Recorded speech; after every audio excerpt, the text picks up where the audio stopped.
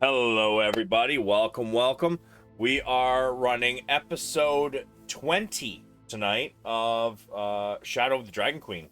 So, we are still waiting for one more player, but I think we're going to get started. Keep in mind, I do have this is my D&D weekend. So we've got tonight. Hey, Sprigleaf, what's up, dude? How's it going? Welcome in. We have our Shadow of the Dragon Queen tonight. Friday, I'm probably running some 6 days to Fallujah, or 6 days in Fallujah. Let's see. Saturday, in the afternoon, I have a Lost Mines and the Mad Mage game, and then Sunday we have an Adventure in Wildmount game, and then Baldur's Gate on Monday. So we have a solid 5 days packed up.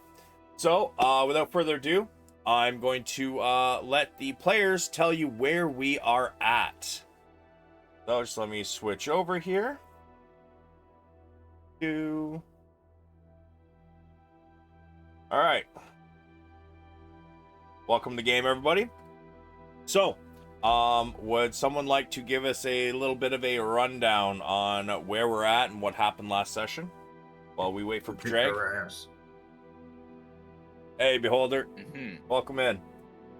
Last session, we started the assault on the fort, and were successful in taking down a fair number of the inhabitants.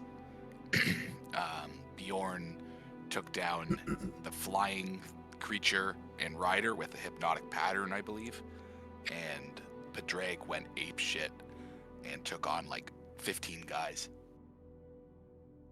Yes. And we ended up running up and kind of catching, I think, Bjorn and Gondar fighting at the end. So I believe combat is over, but it was a pretty intense fight. Yes, and also Juniper died, and I believe one of you brought her back. I also died. I think you just went unconscious. Twice? You died. Oh, yeah. I went unconscious twice. Yeah. It was a rough fight for Bjorn, but you guys did pull through by the skin of your teeth. So, there's Padraig. Hey, what's up, man? Hey, we also encountered a new type of draconian death effect where they die and release like a terrifying spirit that can AoE fear everybody in the immediate vicinity. That was a new one to us also. Yes, that is true. Well, now that we have everything caught up, since you guys have cleared the fort, you guys have seen, you mostly went through the courtyard for most of you, except for Padraig, who did his amazing acrobatics and running along the top of the gate to get to the other side, which was badass, I might say. As you guys, as combat is over and you have brought Bjorn back from the brink of death, you have brought Juniper back from death. You all pause for a moment to take a breath. And you all can roll me a perception, please.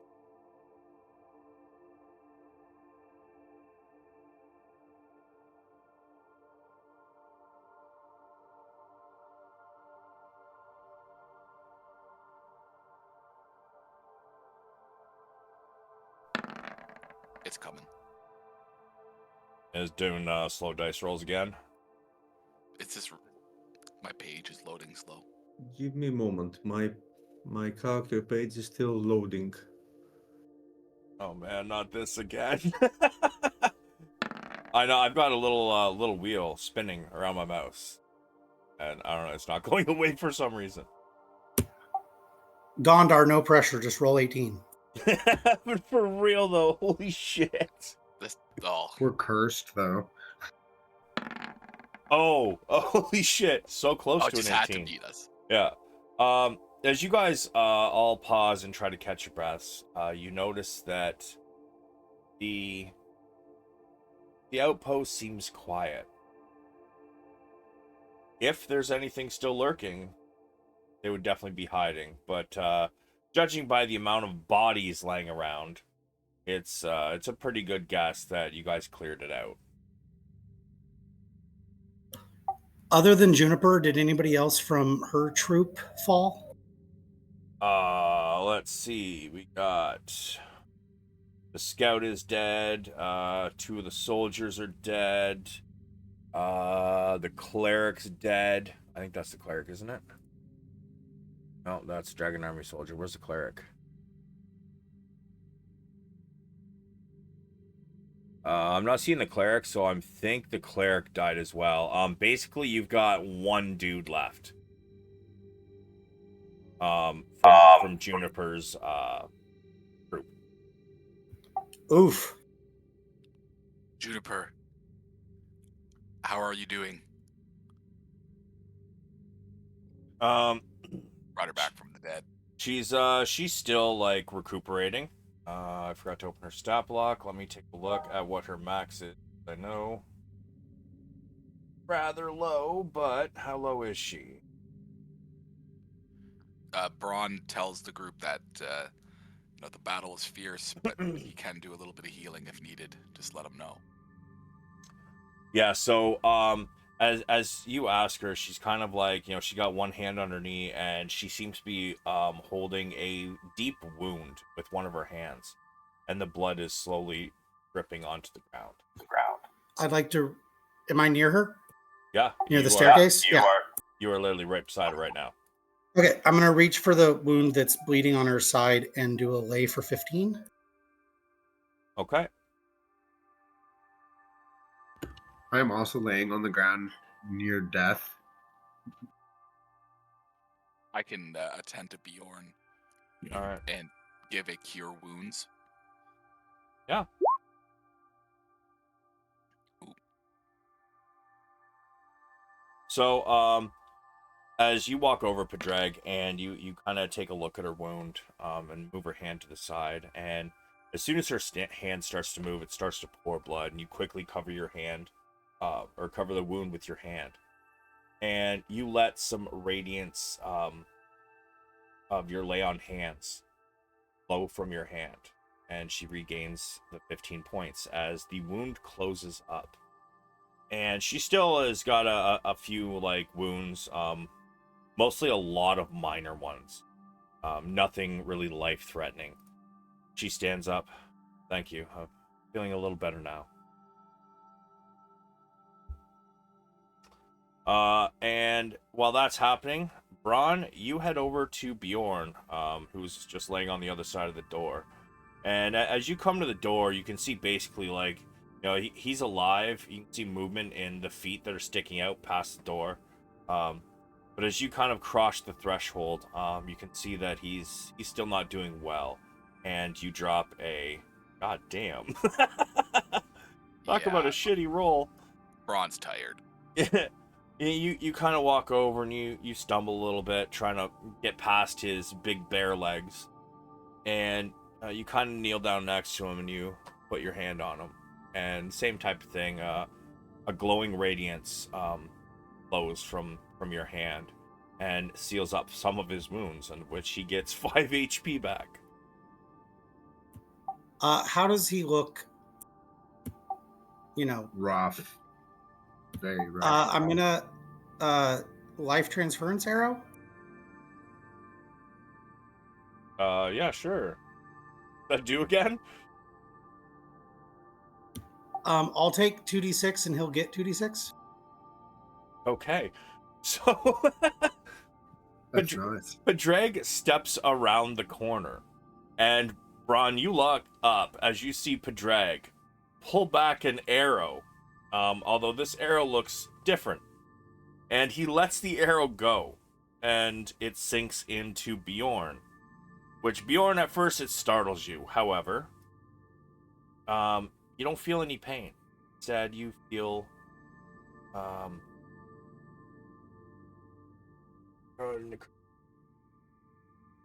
okay.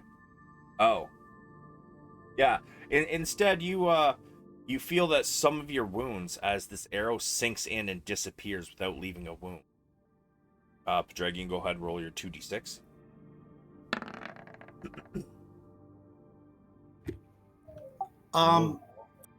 The roll is to hit. Should I just do a flat 2d6. So if you just hit where it says life transference arrow in the chat there, if you just hit those words, it should roll it. It doesn't. It's treating it as the. Sure it does. At least when I click it, it does. Oh shit. Look at that. Ooh, fire. Okay. Wow. Blair's got the loaded dice. Yeah, Padraig, you Bjorn, you watch as the arrow sinks in, and some of your wounds close up as this arrow disappears without leaving a mark. However, as you look up in surprise at Padraig, you watch kind of his cheeks sink in a little bit, and he seems to get a little bit weak. What have you done? I thank you, but did you really just give me your life force? I'll be better in the morning. Don't worry about it. No one's ever done that for me. Thank you.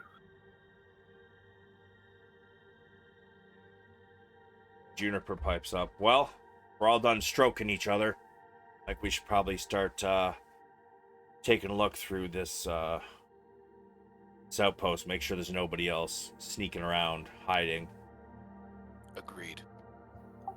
Does she look above or below half? If that's a fair question. Give me a medicine check.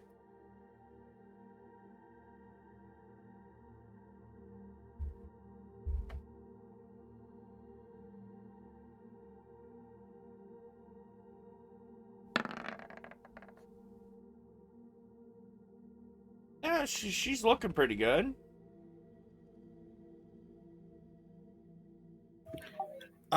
Then I'll give her 5 more and give myself 5. Okay. Bronn looks over the edge of the stockade and says, "What the hell is that?"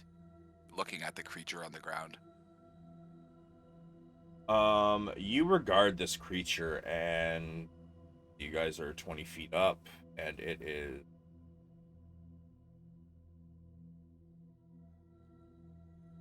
30 feet away. This thing resembles some sort of dragon almost. However, give me I'm gonna say nature or arcana, your choice. Okay. God damn, you guys with the high rolls tonight. Let's go. This is not your regular dragon. You believe this might be something known as a dragonel. It is a dragonkin, but it is... I don't think it's smart. Let me bring up the stat block. I've heard of creatures like this before. Yeah. I also kind of point to Bjorn, like, did you take that thing out? I definitely didn't expect it to, but yeah, I did. It's the biggest thing I've ever killed. Good work, Gondar and Bjorn. I think we should take some of its teeth for souvenirs. Thanks. Yeah, this thing is less intelligent than your regular dragon. It's more trainable. And you know what? Give me a history. Bronn. Holy shit. Okay. You believe you might have heard something in the past about, though they are not abundant, they do, they are known to basically be in the Dragon Queens, often as riding mounts. I pass that all on to the group.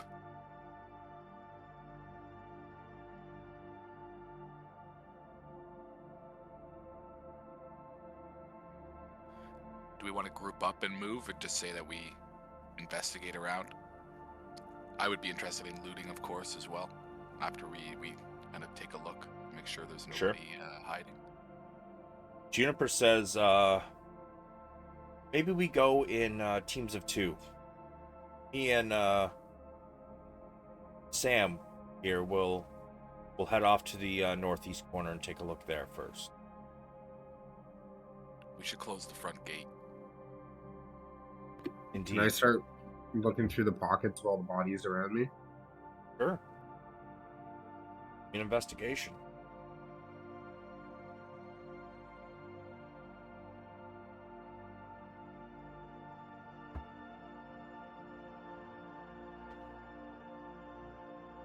Roll me a...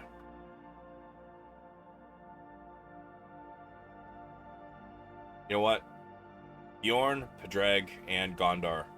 The three of you may all roll me a D100.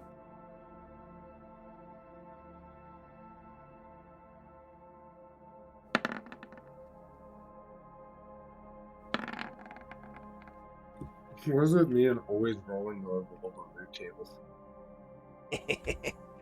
So, Padraig.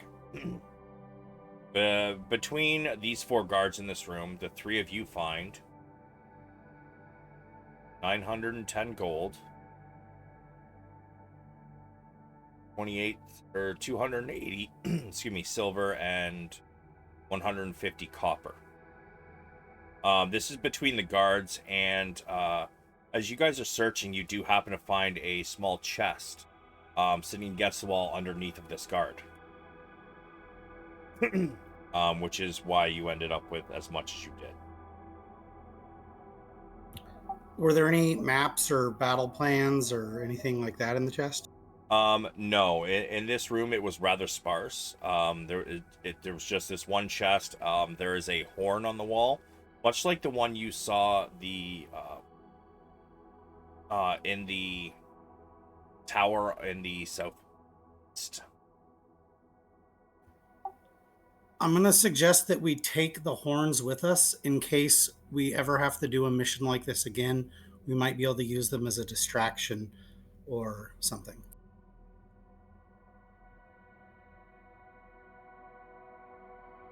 Okay. Can I start ritual casting Gift of Luck on myself? Is it a ritual? Yep. Has the ritual right? About what time is it? Also, Gondar still has 2 charges of luck and Hex, and Bronn has luck, and Aid should be on Bjorn and Gondar. I'm not sure if it fell off Juniper when she got down. It shouldn't have. No, Aid stays until the spell is finished, until the duration is over. Roughly what time is it for the Fargab? It's funny you should say that. As you guys kind of begin stepping out, the sun does begin to rise. Bronn's gonna shut the front gate. Sure. And Bjorn. Let's see, one action. So it's going to take you about 11 minutes to cast Gift of Luck as a ritual. Okay. So, Bronn, you shut the front gate. Not a problem. Let me change that.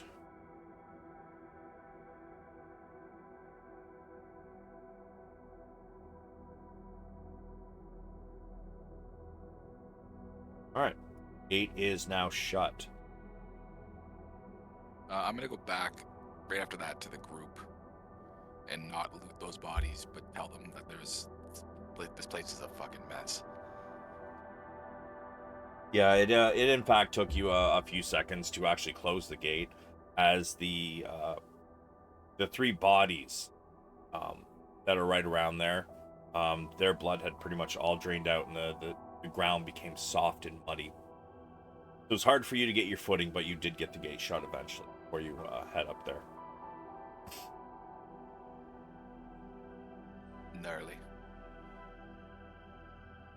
So, Bjorn is in the middle of casting his Gift of Luck ritual. As for the rest, the other 3 of you, what are you doing?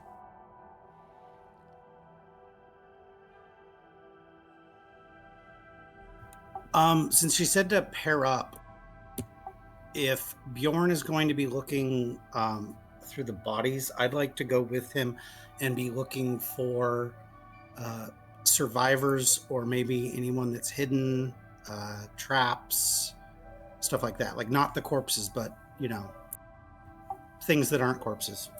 Okay. Sure. Yeah, Sorry, go ahead. Bronn had the same idea. He was thinking a bit of maybe teaming up with Gondar or who was ever Yeah. free to walk the ramparts just to see what's going on. Yeah. Let's walk the ramparts. All right. So, Sounds Bronn and Gondar, you guys are together. Bjorn's still casting. It's going to take him a couple minutes yet to finish his casting. But Can I cast it while I walk with him? no, it's a ritual, dude. A ritual means you're basically in one place, like doing a ritual. You know what I mean? I'll chill with you. Watch your back.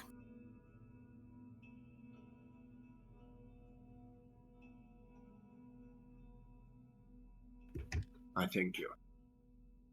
So, I guess we'll start with Bronn and Gondar. Where are you guys heading first?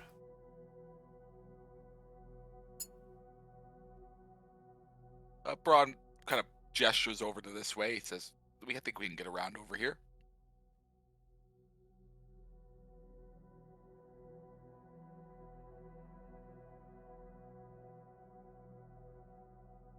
Gondar, I think he was talking to you. Yeah. Sorry. Didn't hear you. I just gestured over to the door this way. Okay. oops, and Okay. said, let's head out this way to see if there's anything around here. Okay, let's go. Now that it's as you guys pass by here, right here seems to be a wooden roof. And now that you guys are kind of out there, you can kind of see more of the courtyard. You see that the courtyard holds several small structures with wooden roofs. Stairs climb from the dirt yard to the forest's west and east battlements. To the north and south stand the solid wood gates, reinforced with iron bands. Although the wall next to each gate is a metal mechanism. So the same one you saw down here in the south by the south gate, you see another one up here in the north. Right here is one of these wooden roofs. Here's another wooden roof. Here's a wooden roof. I think that's it. Should we go downstairs? Yes, and check. let's make sure there's no one hiding just over here, and then let's make sure we check those buildings. So as you walk in here, into this tower, you notice that the narrow windows line the walls of the bare stone room. The southeast corner, a ladder climbs to the floor above, and on the wall next to it hangs another metal horn. I'm gonna grab that horn and keep it with me. And can I look down the ladder? Is there anything in? It's up. Is it? Oh. What do you think? Should we check it out? Yeah, let's. Sure. Oh, how do we add these horns to our inventory? Just generic horn? Yeah, just say like a warning horn, and maybe in brackets just put be a watch post so you know where you got it.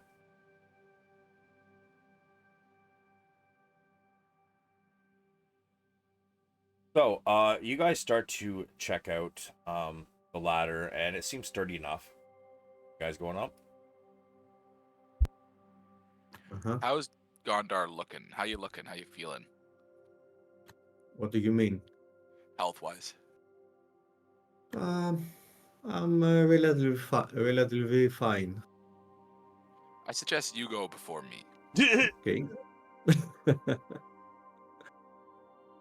Cold as ice. Just in case. I got your back. Okay. Yeah, as you head up the ladder, Gondar, and you push back a trapdoor. You notice that this seems to be the only tower that really has any kind of roof access. There's nothing really up here. However, give me investigation as you look around.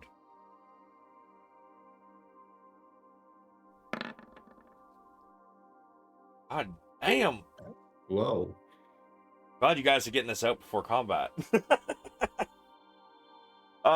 As you look around, you do notice a small backpack sitting there. Okay. I grab and check it. Sure. As you kind of open it up and go through it, you notice there's about 15 rations in it. 15 days worth of rations. Just like dried trail mix kind of stuff. You also notice there is a small pouch in the bottom. Okay, I grab it as well and try to see whether there are coins inside or anything else. First, I want you to roll me a luck roll. Give me a d20. This one is not going to be evens versus odds. It is high versus low. Low. All right. You do pull out a few coins. Fortunate. Good roll. Might have got you something different. But I'm going to say both you and Bronn can give me a d20 on this one.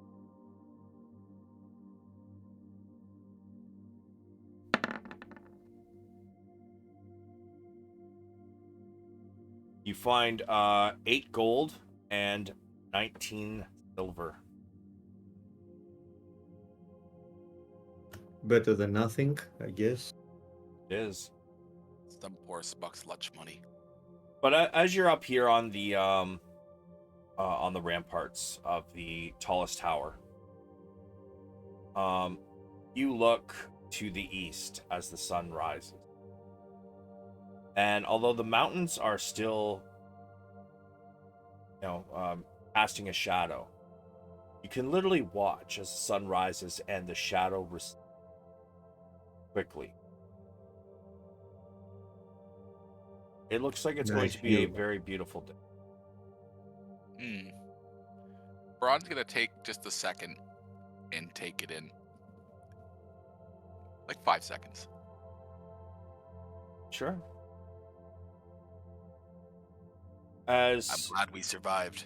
That was a fierce battle. Indeed. As you all, or the two of you, take this in, Bronn, roll me a religion.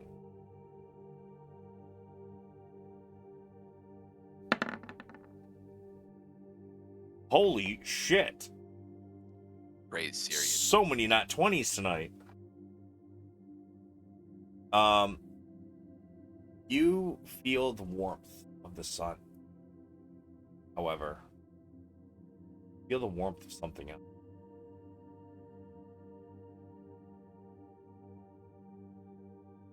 Feels like the light of the sun, your deity, smiling down upon you.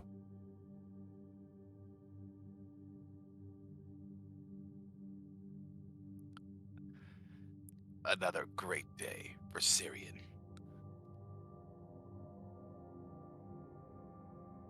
And about this time, Bjorn, your ritual casting is completed. I'm gonna kind of like pop up and do like the getting pumped up sign, like, oh, feeling a little luckier now. I think I'm ready to go.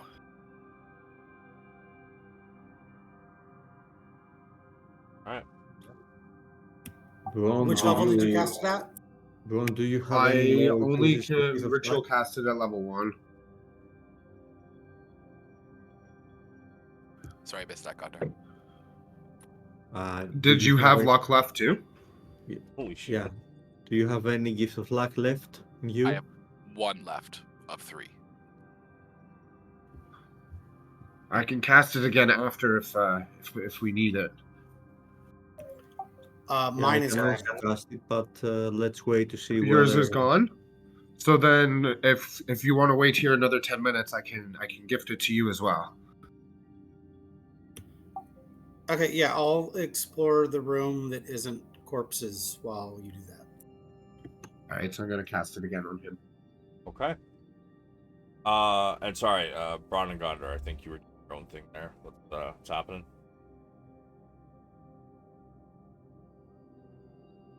I have one charge of Gift of Luck left when Gondar asked me. Or still feel a little lucky.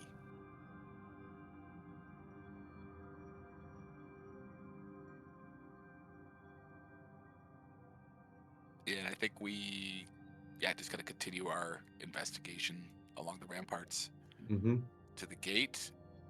Oh yeah, so we can't really go anywhere, so yeah, I think we go maybe check out some of those buildings. All right, well, let's hold on 1 second. Padraig, you said while he begins to cast, what are you checking out? The room to make sure that there's nobody hiding or anything we missed, because we're still in the guard tower, right? Yeah. Yeah, so I'm looking for like any kind of paperwork or weapons maps. There is nothing in here. It's literally just tower walls, and you guys found the chest, but that's about it. Okay, then I think I'll fire up the Fargab while he does his ritual cast. All right. So, you fire up the Fargab, and the light bulb kind of turns on, shines, saying that it is working.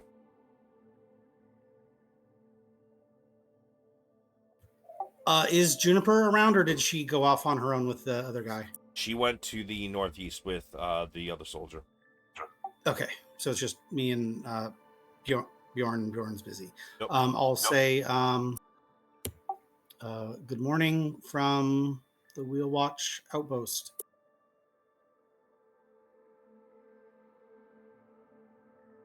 Somebody answers back. However, voice different.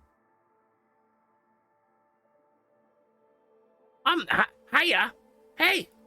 Padraig? Is it the gnome dude from the first town or the gnome lady from the second one? It is the name Twinkle Dust. Oh, what the fuck was her name? The one that we rescued that built the thing? Yeah. Sparklefuck? Sparkle fuck. That's their middle name. All right, give me 1 sec. It was not Ogler. It was first mission. Rookle Dust. Tatina Rookledust. Yep. Sparklefuck is offended. Hey, how's it going? We're okay here. Is the marshal around? Is Marshall around? No. She's out right now. What can I do for you? Just calling to report in from our mission.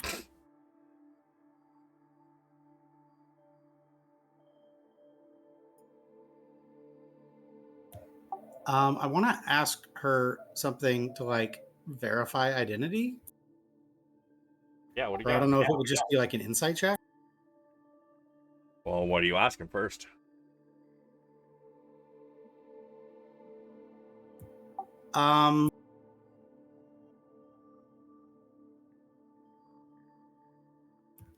Yeah, Sparkle I'm trying fuck, to right? remember from the notes. Can I talk while I'm ritual casting? No, you are ritual casting. If you are ritual casting, that is literally all you get to do. I mean, think of it like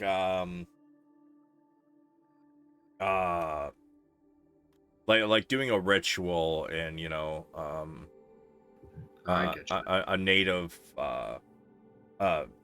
like, you know, 150 years ago, you know, when they're doing their like rituals, and I'm not talking like rain dance and shit. I mean like, you know, they're shamans, right?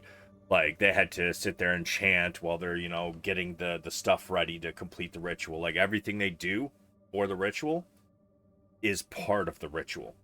So that's like it has your entire focus.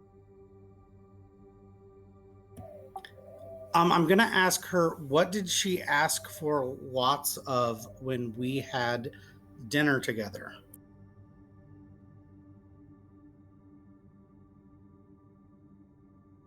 Was it food or liquor? The correct answer is butter.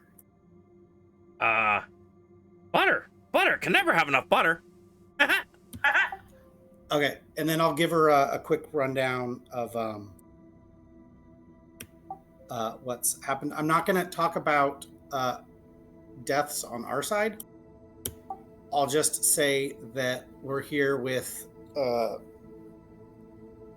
Juniper, and Juniper and some of her men are checking out the area to make sure that we got everything, and some of our guys are doing the same, and that we just recently finished clearing the outpost, and that there was a small fleshy type of dragon creature, not mechanical. Oh my. Oh, 1 second. And the Fargab kind of goes silent for a moment. And when the voice comes back, sounds like she's got her mouth full. All right. Yes. She gave me a list of questions to ask. Let's see.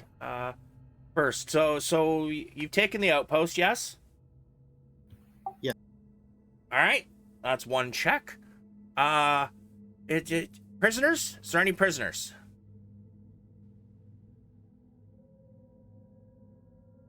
Don't know yet. We're still surveying the wreckage. So no prisoners yet. You killed them all? We hope. No one seemed interested in coming back with us. Okay, and you hear her holding the mic as she seems to be reiterating. You get the feeling she's writing down what she's saying. No prisoners yet, and she says sunrise and gives the date. Okay. Do you know if there's any survivors? From our side? Like from was there any outpost survivors? Oh, do I know? You guys have no idea. You haven't seen anybody yet. Yeah, so I'll say we don't know yet. We're still taking inventory. Okay. I just wanted to check in because it was the requisite time. Hey, well, she takes that down. Says, I'm told that when you guys check in, you haven't got your rest yet. Get your rest, and then we need you back here, like ASAP.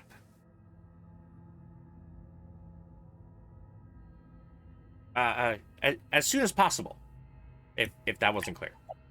Like, should we fast march back right now, or should we rest and travel back under cover of darkness? Well, rest. You know, get some sleep if you haven't yet, and then when you're done your rest, come on back. And I'm waiting here at the Fargab. So once you guys have checked it all out and whatnot, have Juniper call me back. We'll do that at dusk. Were there any instructions about what condition the outpost was to be left in? No. Just said there's an envelope here. I'm supposed to talk to Juniper about what's in the envelope. I'm not supposed to open it until I talk to Juniper. So, get your rest. Have Juniper call me, or message me, and we'll work things out from there. Okay, I should have word from her in less than an hour. Stick around the Fargab, and I'll have her get back to you before dusk. You can hear when she comes back. Okay. With her mouth just probably full of like biscuits or something. She kind of goes, water. And she, she doesn't take her hand off the send part of the far gab, as you can hear her start going glug glug glug glug. Yeah, I'll be here. Okay, talk to you later. Ruckle dust out.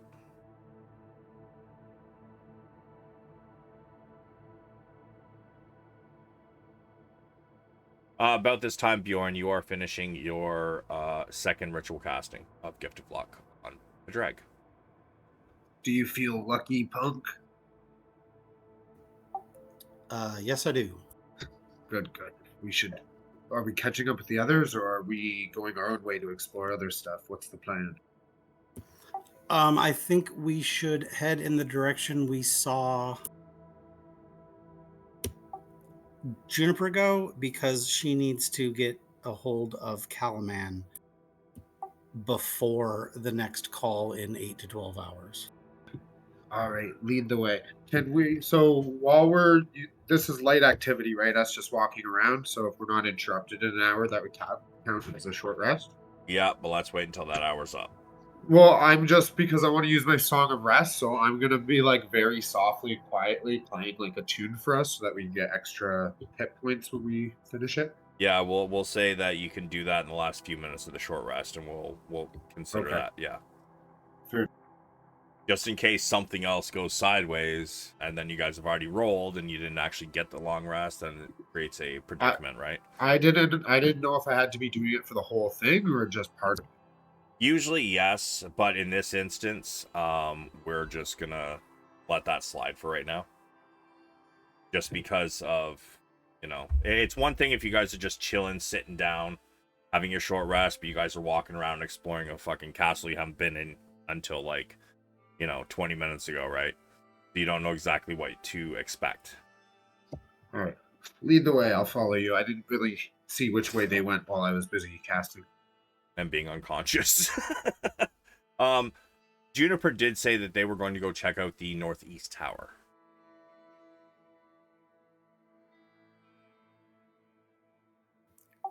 So we can head. Is this way down the stairs? Where the Those are stairs there. scary exploding guy was? Yep. Does anything look moved? Like, do I think this is the way she went?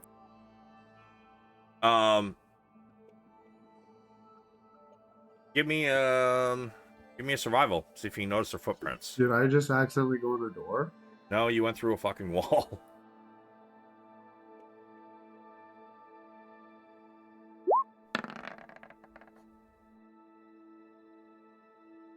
Wow, that's a lot of nat 20s. Yeah, you're pretty sure that you can see footprints heading, towards the center of the courtyard. I'll point him out to Bjorn and continue that way. All right. Now that the sun is rising, let me just check something real quick. All right, we can do that. Daylight mode. Since the sun is now rising, it's no longer dark. You guys can actually see everything instead of... Yeah. Is that good boy? Yeah, he's gone at this point. He should not be there. He only lasts an hour, so... As we're going through areas that other people haven't gone through, can I quickly be like searching pockets? Sure, you want to loot all these corpses?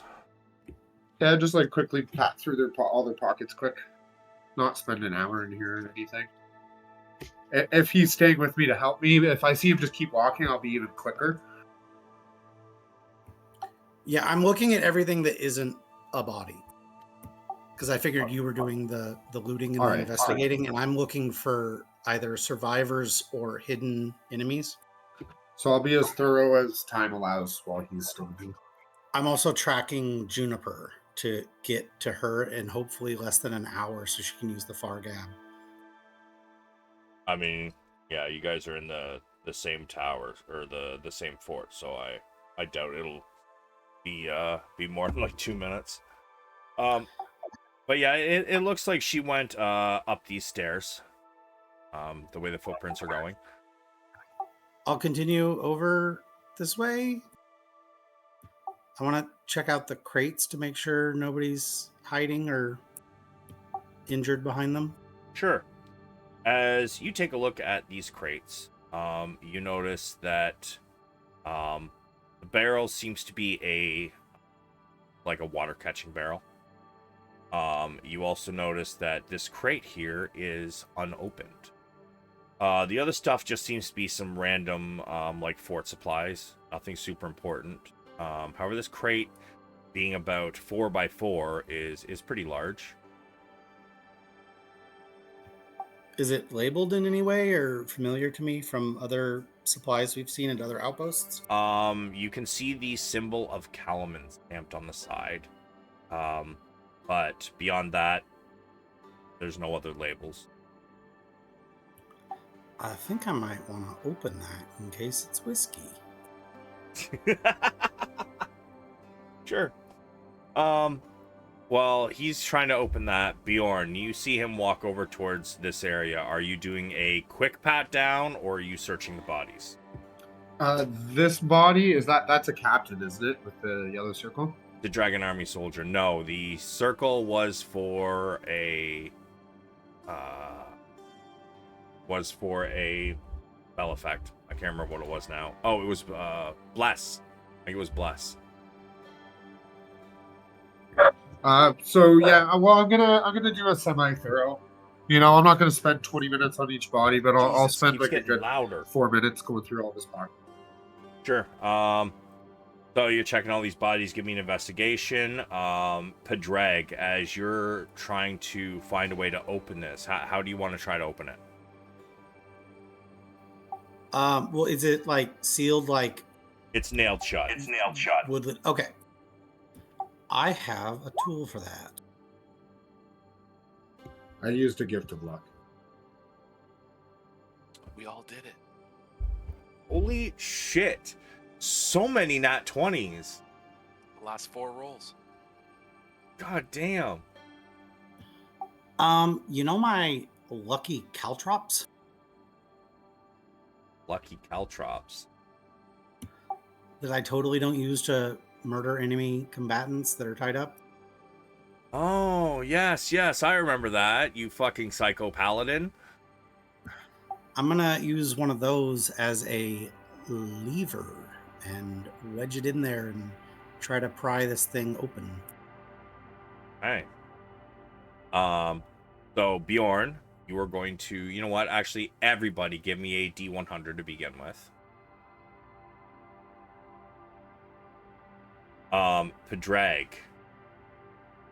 That's crafty. You know what? As you wedge it in there, you get it in there, but caltrops are rather small. So once you get one of them kind of wedged in there, how are you actually, using it as leverage to pry it open? The same way I kind of held it in my hand to shove in the guy's head, I'd be holding it in to try to wedge in between the two pieces of wood, and then, use my shoulder with my elbow bent to pry it.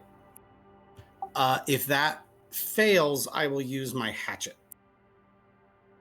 All right. So first, give me an athletics at disadvantage for your first where you're trying to do this.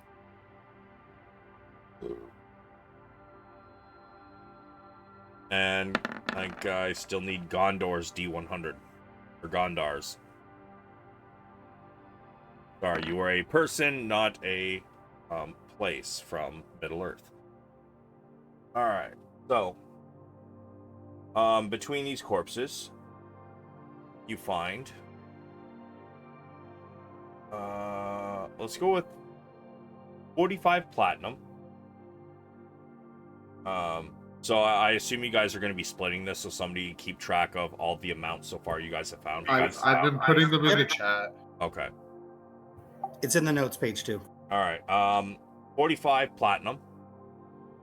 You find 58 gold, 92 silver, 50 copper. You know what? I'm going to say that 15 is enough. So, With a little work, it takes you a little longer than you thought it was going to take, but you eventually do pop up the lid.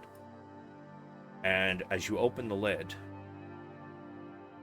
you see lots of hay used as packing material. As you push it aside and kind of pull some out, taking a look, I want you to roll me a d20 for a luck roll, high versus low.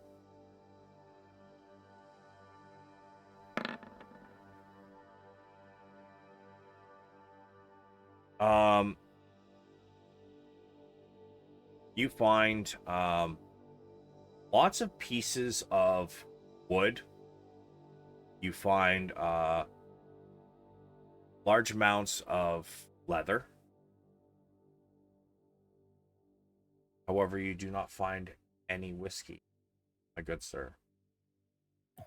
Does it look like it's crafting materials or? It looks a lot like something that would be used for crafting handles and wraps for weapons, whether they be swords. Looks like you probably got a few spear shafts here.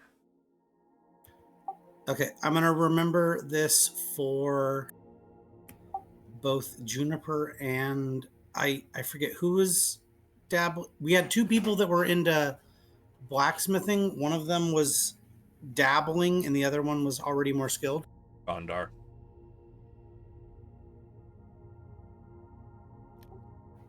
Was Gondar skilled or the dabbler? I believe he's skilled. I'm pretty sure his backstory is he was a blacksmith, if I remember correctly. I am, yes. And was Bedveer trying to learn it? Yeah, I believe he was the unskilled one.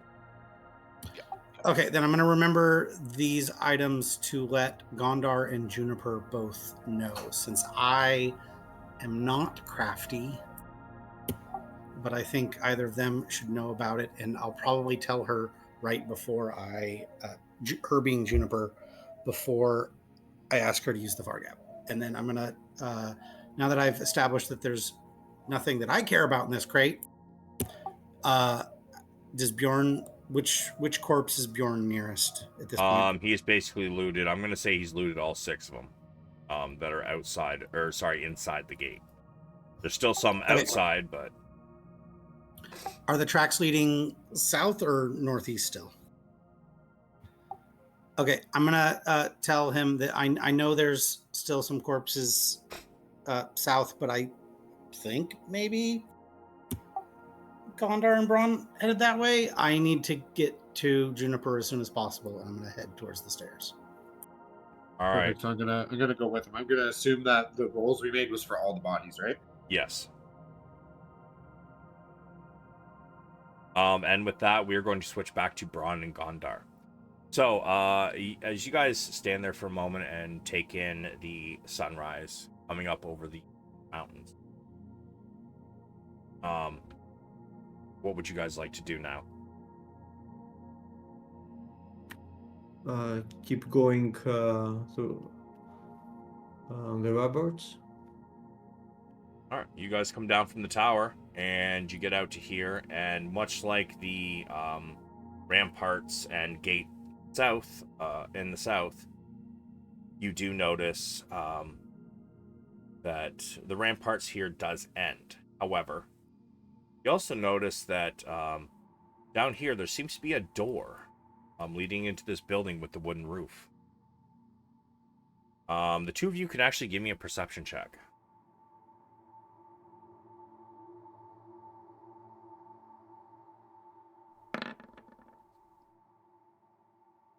Gondar, you're kind of looking at the ramparts, not really paying attention. Bronn, you hear voices.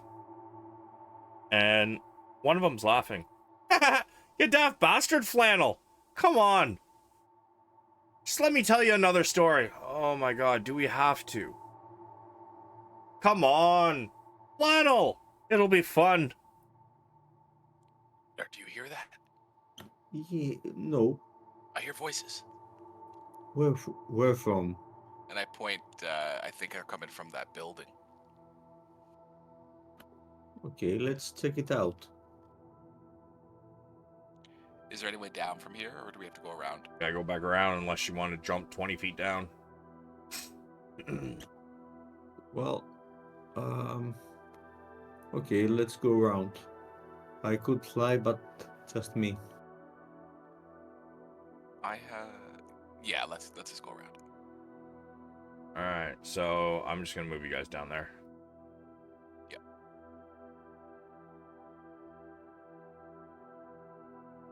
So you guys get down there and you see a pair of double doors here that are shut, but you notice that this door is open. Do I see Bjorn and Padraig on the other side of the yard? Yeah, it looks like they're headed up towards the northeast. As I run by, I'm gonna cast the cantrip light on my hand and just wave it a little bit to try to get their attention. I'm not gonna shout out, but if they see me, I'm gonna point to the door that we're going towards. Yeah, you cast light on your hand, and although the sun is up, I'm gonna say that being magical cantrip, this is probably a little more noticeable. So Padraig and Bjorn, as you guys are about to head up, you guys notice Bronn down here waving a glowing hand.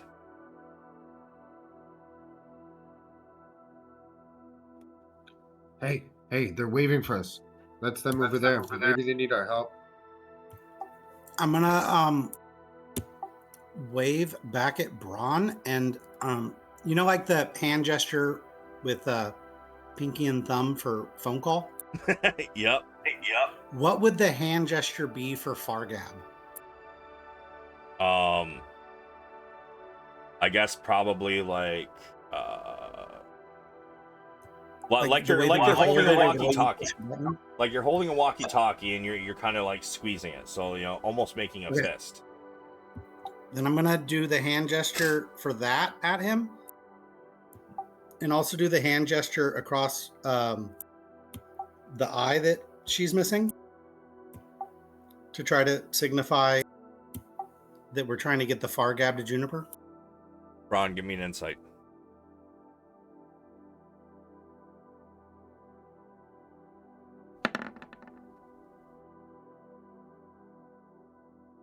Yeah. No, you understand what he's trying to get to, tell you. Yeah, I nod as I'm running. And I just gotta station up by the door. I do not go in. He doesn't like wave me over to him or look panicked or anything. Guess not. Okay, then I'm gonna keep heading in the direction that I think Juniper went. Okay. Bronn, you get to hear, trying to be stealthy and end up looking directly into a doorway as you see somebody sitting against the wall, kind of with his head in his hand, almost like scratching his forehead. Give me an insight.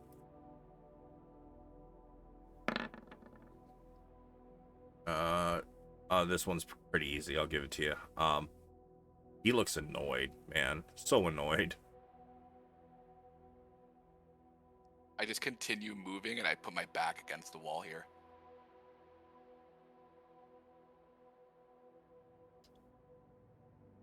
Wait, did you hear that?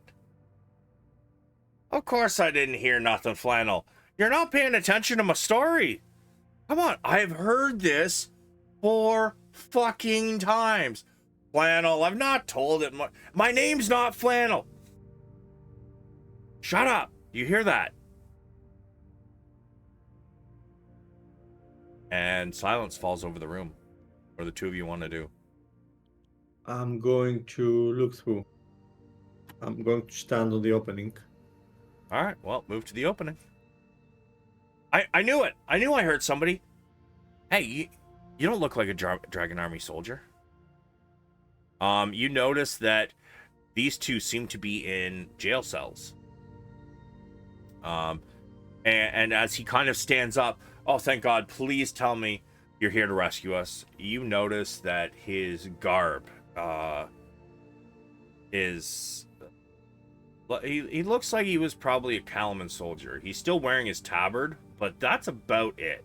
his armor's gone. They didn't really leave him much clothing. He's just got his tabard that's kind of like, over his head and, over his man beds.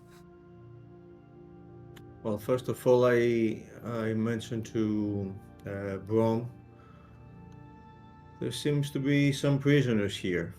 Let's see to them. Oh, okay. Ah, Let out a sigh of relief. Flannel, look! We have friends! My That name... remains to be seen. Who are you? This one here, it pipes up. I'm Lionel Brent. Where is...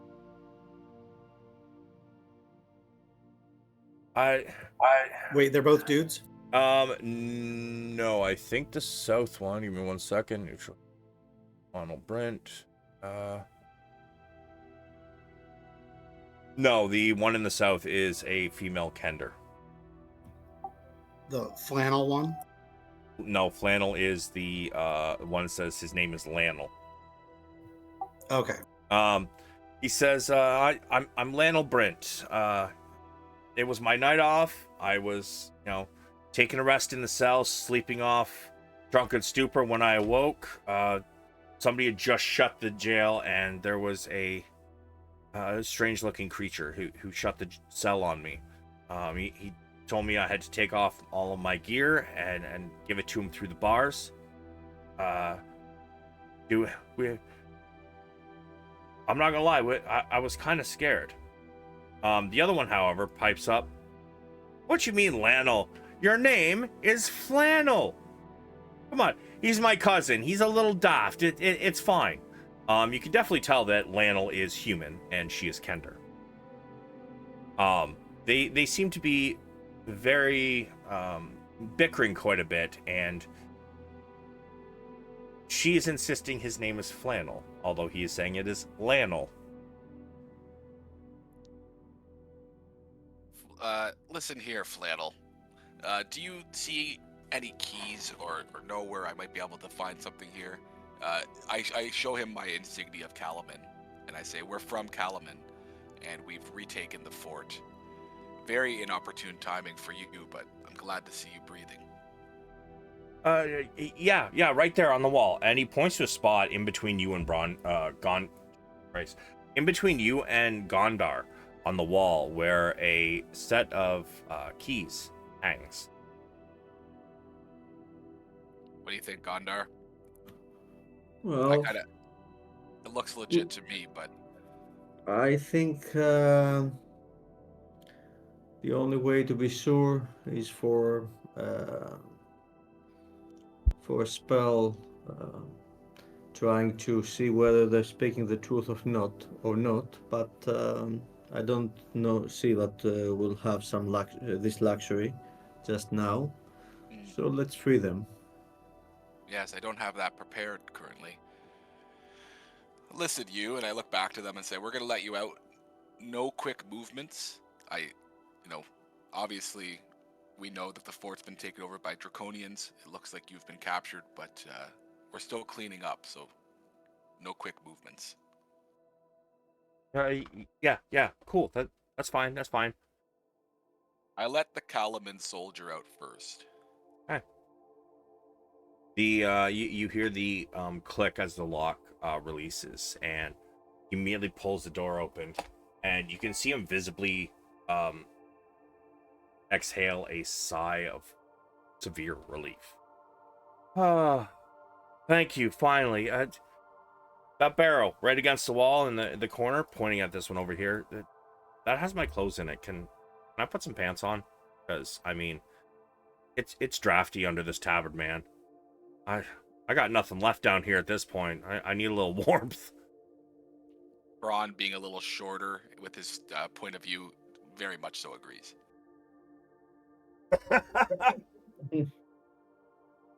Thank you. And he goes and he starts digging through, and he's like pulling out a couple pieces of clothing. You see him pull out a shirt and some pants, and he's about to put it on, and this person here goes, cousin, please, I don't want to see that. We're not cousins. We're adopted cousins. No. No, we're not. Oh my gods. And he slides his pants on. Says, please, just leave her in there for a few more moments. Well, what is her story? She's... And as he goes to answer, I will tell you my story, friend. This is a Okay. story of adventure, of exploring, of learning the world. And she starts going on about how she's famous. She has been exploring the world. She just happened to be exploring this particular outpost when it was attacked and she was taken and thrown in the jail. Flannel and me here, the night it all happened, we'd been drinking, but my cousin doesn't have much of a constitution for alcohol, you see. And I had been a welcome guest, and Flannel kind of looks at you, Bronn, and kind of nods. This is the first time he's done that during the last 5 minutes of her telling the story. And she says, well, he came in here to lay down. Next thing I know, the place is attacked. I'd come protect my cousin, and I thought the best place to do that would be from the further cell away from him. Right? Yeah. So, I got in here, and, wouldn't you know it, just a few minutes later, that lizard creature walked in and shut Flannel's cage there, and well, I've never seen nothing like that thing, so I was kind of scared, so I just let it shut the cage. I mean, you see those things? They're huge. Does she seem truthful? Give me an insight.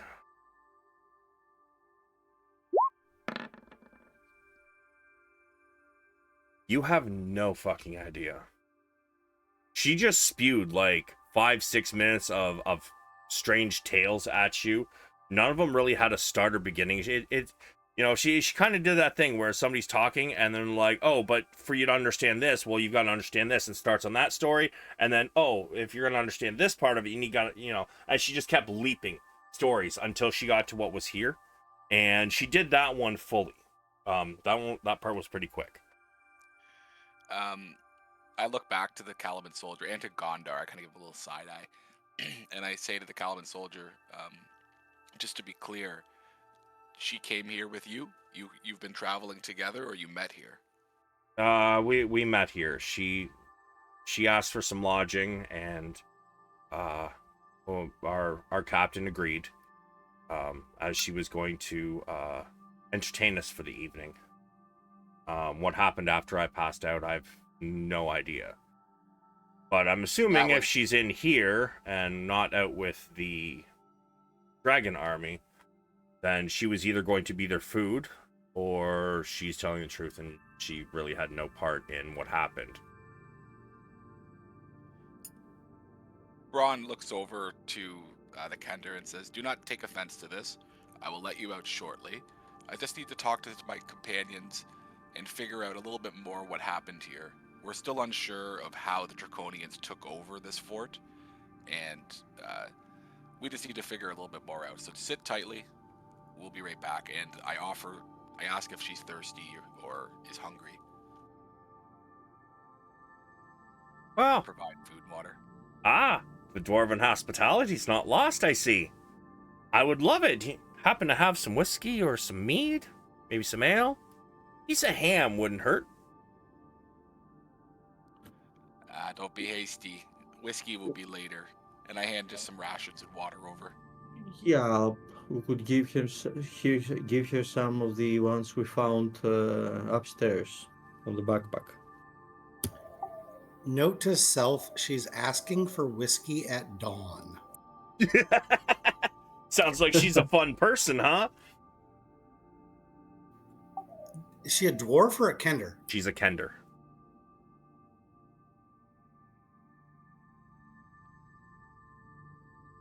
I also suggest that the Caliban soldier just kind of hang out here with her if he can take it, maybe go by the door. I would rather not. I don't. Come on, Flannel. You know you want to hang out with your cousin. Please don't leave me here. Good God, please don't leave me here. Why does he keep calling you cousin? Since we've been in this jail, she has decided that I am her adopted cousin. Apparently, she collects family members that aren't really family members. I don't think she has them in, stuffed in a bag or in a hole in the ground. I think she just likes to tell people she has a large family. Flannel, come on, don't be like that. No, I've had enough. I'm not your cousin. We had a good time. We had some drinks. You drank me under the table. I will give you that. But we are not family. And you see her kind of like, her head kind of like dip a little bit, almost in sadness. And he says, and my name is Lanal. At that, she kind of like raised her head. No, it's not Flannel. And he just starts he throws his arms up and just starts walking out of the fucking room. I make room for him. Well, Bronn, I find it somehow unwise to leave you here. She's all locked up, but if you want to keep an eye on her, I'll just make sure we escort the Caliban soldier over to the group, and yeah, let's get I'll be her right out too. Okay, I'll be right back. So Bronn just goes out behind the Caliban soldier and says, hey, come with me. I'll show you to the rest of the team. Okay. And bring him over to the group and kind of make him meet Juniper and say that, just let everyone know what's going on, that there's another captive in the stockade. Gondar's with them, and sounds like she's going to talk his ear off, so we should get back there soon. All right, so as you're making your way over, we're gonna skip back over to Padraig and Bjorn. You guys head up the stairs and into the room, and you see Juniper looking at this seems to be some sort of an armory. She seems to be inspecting the weapons. I'm gonna say I think this armory might have some supplies out in the, what would you call it? Not a lobby, not a promenade. The Courtyard. courtyard. Out in the courtyard, there was a crate, and I opened it to make sure no one was in it, and it had leather and wooden crafting supplies that seemed suited for somebody working in an armory making or repairing weapons. First off, she's gonna insight check you, Mr. Padraig. Okay.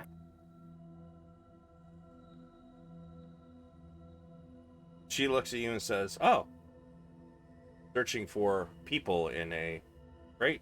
What was it? Nailed shut, Padraig? It was sealed, yeah, but I couldn't tell if it was from the inside or the outside. I'm not a boxer. She reaches into her pouch and pulls out a flask, takes a haul off it, and says, here, Padraig. As she pushes the flask towards you.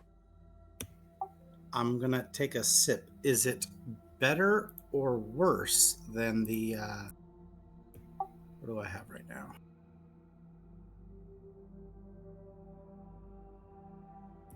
I have Southland whiskey, 10-year aged. I'll take a swig of hers. Feels like it's aged, but probably from a lesser distillery. I will offer her some of my Southland whiskey, 10-year aged, and say, here, I think this one's better. She puts her hand up. Thank you, but just one. Take the edge off after combat. I don't really want to get drunk while we're still exploring this place. I will hand her back her flask and put mine away without drinking any of it. Do I believe that reason, or do I feel the reason is because of the poisoning situation? Give me an insight. Ooh, girl.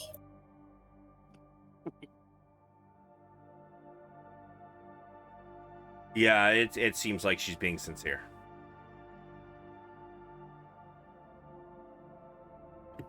Oh wow, you guys found quite a haul in here. Anything interesting?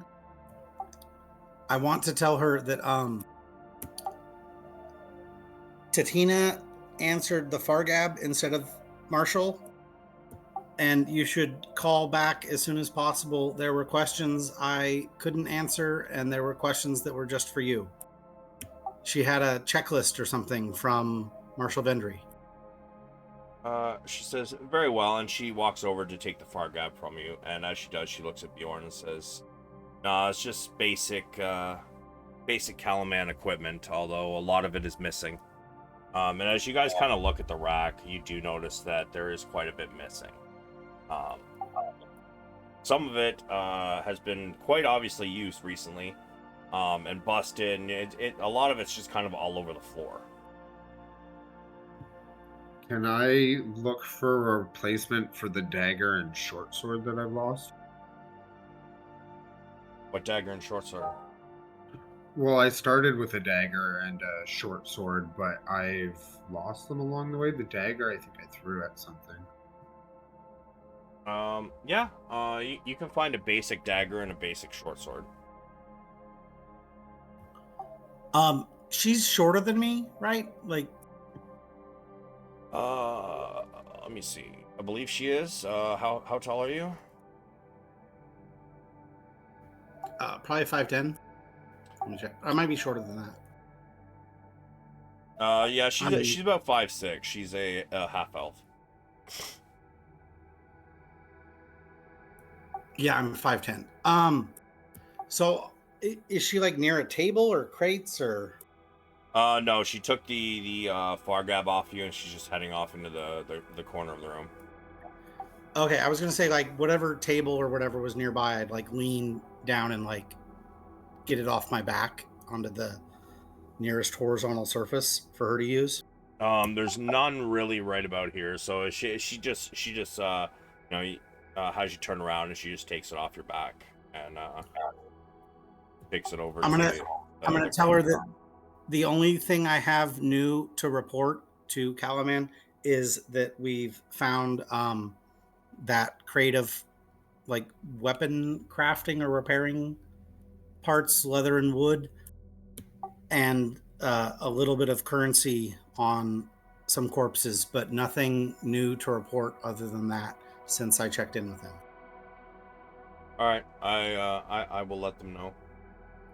And then I'm gonna kind of like move away from her to give her some privacy. Like I'd like to overhear it if she's being loud enough, but I don't want to make it obvious that I'm trying to overhear it. So if she does choose to be quiet, then she'll have privacy. Yeah, she's gonna try to be quiet. She wouldn't, except that it was something specifically for her, so she's going to try to keep it quiet. Yeah. So if I can tell that she's being quieter than usual, then I will move even further away and not pry. Okay. Well, since you're right where you are, you do notice that through this door, there are, what looks to be some bunks in here. As for you, Bjorn, what you see is that this, seems to just go in kind of a U shape. This area. The U-shaped hall, lined with narrow windows, runs around this fortification, along a wall bearing racks of weapons and a horn hanging from a leather strap. Doors lead to an interior room, which is where Padraig is right now. So, because of what my compatriot said earlier, I'm going to grab the leather horn and put it in my bag. Okay. And then maybe just walk down this hallway to the corner to look around and see if there's any other racks or anything. Sure. As you walk around, you do notice another door here. You see the door here. However, they are both open, and through this door you can see the courtyard. And this door goes back into the same room Padraig was going to check out. So, you can hear that she's still talking on the Fargab, Padraig. What it is about, you do not yet know. You cannot hear that. However, we are going to bounce to Padraig real quick. Or sorry, Gondar. Wow. Okay. Okay. Gondar. As Yes. Bronn and the soldier head out, you're left with her. She says, at this point, I don't think I told you guys, but she would have said her name was Elgo Duck Ditcher. Jesus, that's a tongue twister. What's the second one? Didn't chat there. Okay. And as soon as they leave, she kind of like, well, my cousin's no fun, eh? So, you interested in a story? And her eyes kind of go wide. Not really, but I guess I won't have the chance Before to... you even get to finish, she starts diving into a story. She just starts going off. So, what do you want to do in this room while she's going off on her story? You just gonna sit and listen, or do you want to do something in here? Well, I'll do a little exploring. In this desk I see. Check the drawers, or the if anything, if there's anything else. Yeah, sure. You start checking over the this desk, and you can hear her like, and then, and the story just keeps on going. Yeah, go on. I'm listening. Well, of course you are. I'm a great storyteller, and it still continues again. But as you check out this desk, something catches your eye. Right on top, there seems to be a pile of parchments. Okay. I take a good look at them. Give me 1 second.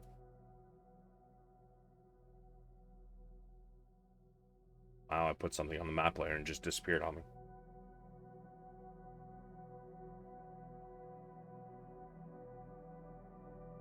Okay. So you start rifling through these parchments. You notice, he seems to be, daily reports. And at the bottom, although there is a signature, at the very bottom, it doesn't seem to be in the same handwriting or the same, thickness of writing. It definitely looks like a different person. And the signature says,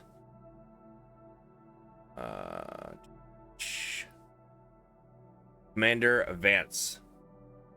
And it seems to be circled. And as you look through all of them, it seems that although there's already a signature of somebody else, this particular one seems to be a little fresher, and it seems to be circled with a check mark. However, you also notice something else on these.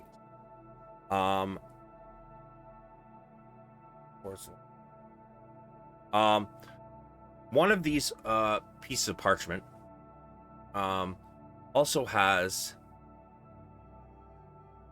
another signature on it. It says Dragon High Master Consaldi Fire Eyes. I will put that in chat for you.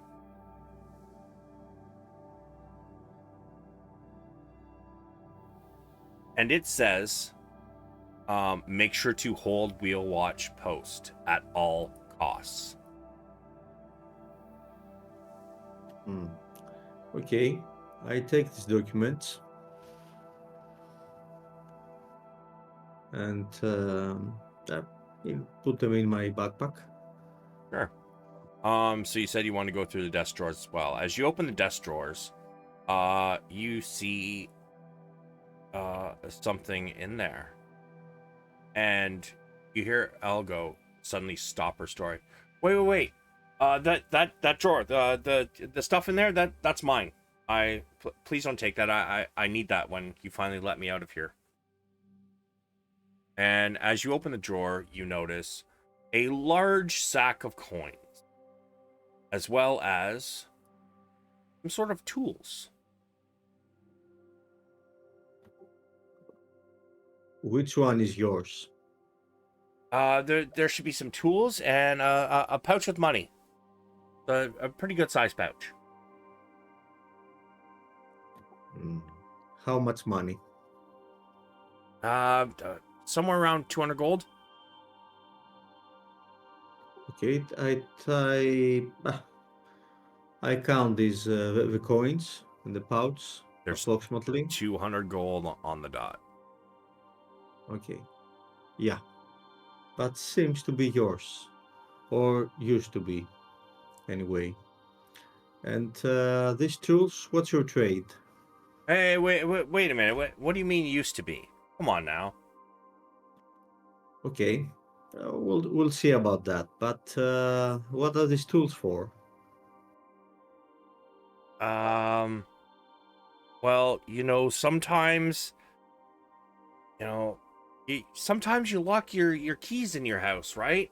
You know, um, gotta get in to get your keys, right? It helps me do Oh, that. you're a locksmith.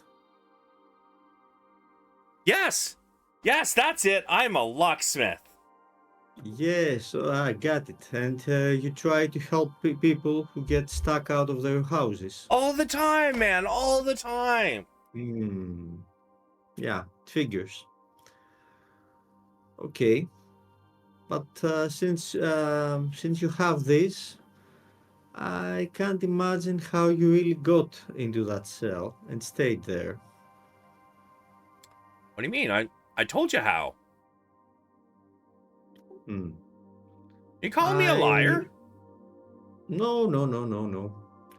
I just wondering whether you're good at what you're doing or not. Well, of course I am. You are. Okay, I take the tools and hand them to her and ask her to use them to get out of the cell Well, and okay watch her then. carefully. She takes the tools and she reaches around outside, um, through the bars and around to the front, and she keeps dead eye stare with you, right? Just completely eye locked. And let's see, where is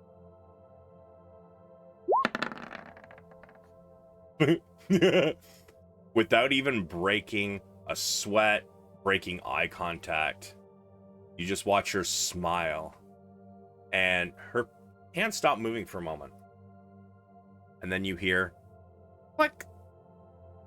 She takes the tools out, pulls the door open, puts them in her pocket. Well, how's that? Believe me now? And she laughs. Yes, I believe that I do have a notion of what led you to the cell. Anyway, it's your money, I guess, and I hand you the pouch. But do try to stay here. I wouldn't want to have to chase you along. Oh, don't worry. I'm not going anywhere until I find my hoopak. Your what? My hoopak. Oh, what's that? Fucking, I don't know. I know it's an instrument of some kind, I believe, but what it actually is.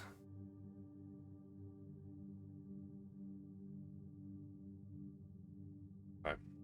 Oh, never mind. No, it's not. Oh, it's a Kender weapon. That's right. So basically, you're from here. You would probably know what it is. So, you can look up hoopak in the compendium to get a better picture of it. But it's basically a spear that you stick into the ground, like Kenders normally use it, and it basically has, it's like a slingshot on the other end, but they can pull it back really far and let go, so it gives it a lot longer range than a regular slingshot. And since it's got, you stick the spear end into the ground, it gives you extra, basically extra range with it. Okay. What's that sport called that girls play on a field of grass? Field hockey. It's it's kind of like the field hockey thing, but like serious business. Like rugby? No, Lacrosse. like lacrosse, but like you could die.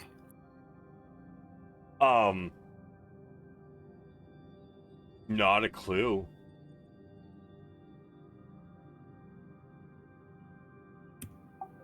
Okay. Just okay. That's the end of it. Yeah, not a clue. I have no It idea. sounds like some sort of like I was just watching. It sounds like a chalk to Native American stuff. Yeah, so that's what it looks like, and that's what it's used for. She's like, I don't go nowhere without that. Had that for so long, like my child.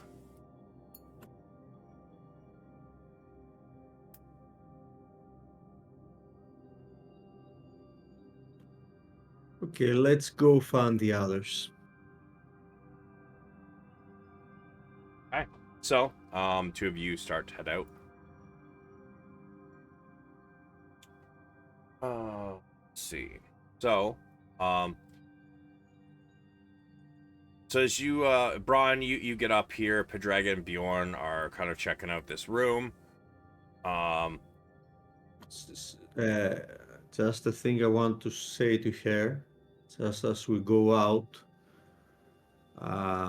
Dear Elgo, I Yeah? guess it's not uh, I mean that I would be very sad if anything went missing from my comrades or from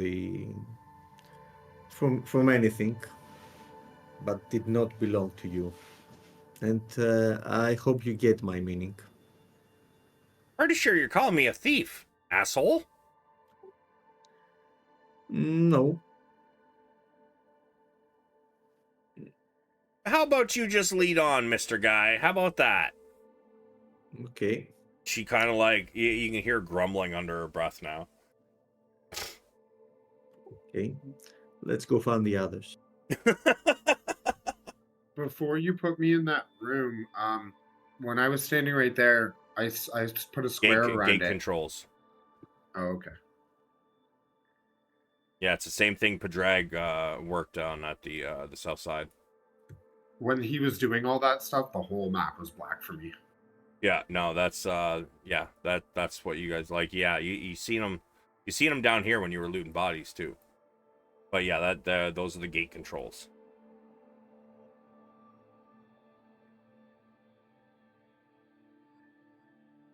But yeah, Gondar and Elgo, you guys are on your way. Padraig, you and Bjorn, I take you guys are probably gonna check out the room, see if there's anything in here. Yeah, search engine match. Yeah. I'd be looking under. Oh, are you looking under the beds? Well, there's 6 beds. That's Okay, all that's then- in here, right? It looks like there's just beds in here. Yeah, it looks that way for sure. Yeah, so I'll check for foot lockers and look in the bedding and under the beds. You yeah, you know what? Both of you can give me an investigation.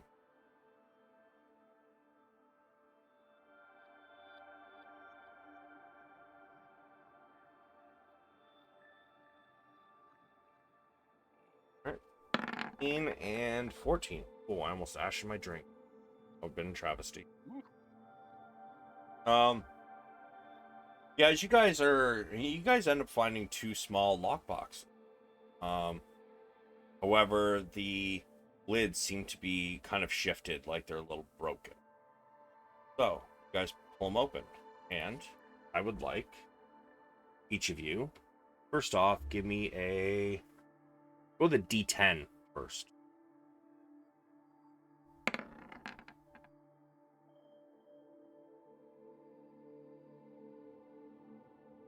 Okay, table 5 and table 6. Padraig, D100, please.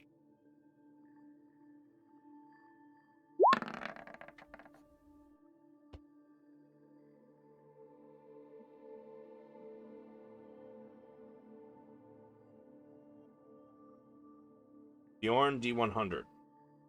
Padraig, you, sir, find a 5, number 37.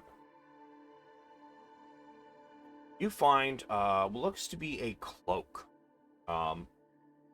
As you pull it out of this small lockbox. It was folded in there nicely. But you pull it out and you take a look at it.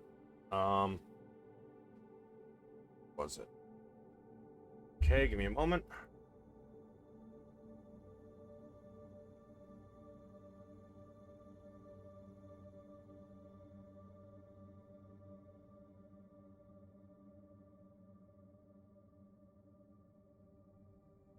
Okay. This one seems to be a little larger in the cloak department. The hood is a normal size and it does clasp around the neck. It seems to be a little bit off-white. Not because it's dirty, that just looks like the material. And you see on the back, it seems to be almost look like feathers in the material. It's just made the stitching makes it look like feathers.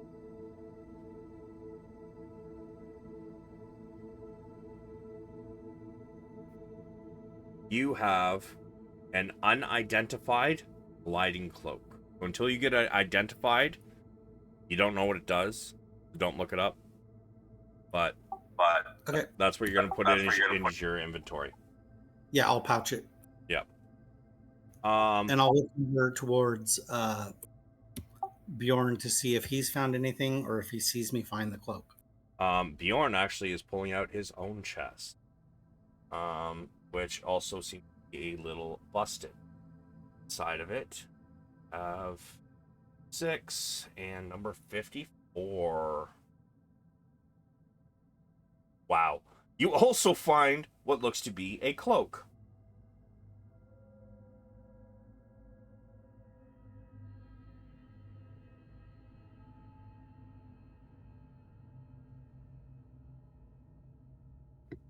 What are the odds? So, this is a long black cloak, and it appears to be in tatters. You know what? I'm gonna say both of you actually can give me an arcana on your items. See if you believe they're magical.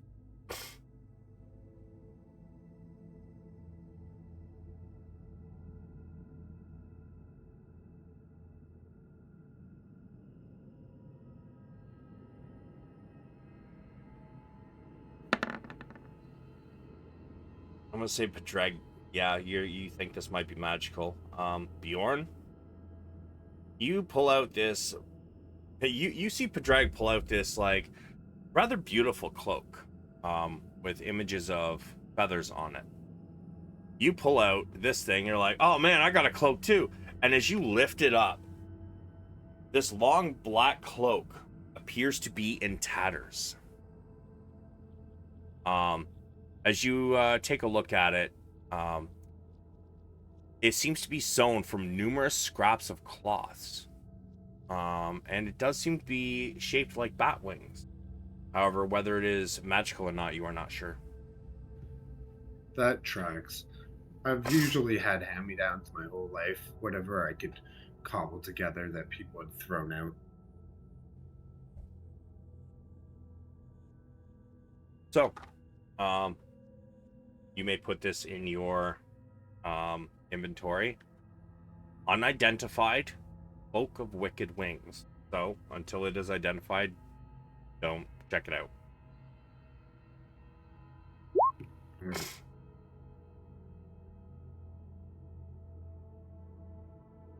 So, but with that, you guys hear Bronn's armored feet coming up steps, and you hear Juniper say, "Okay, we'll talk soon," as she hangs up the Fargab.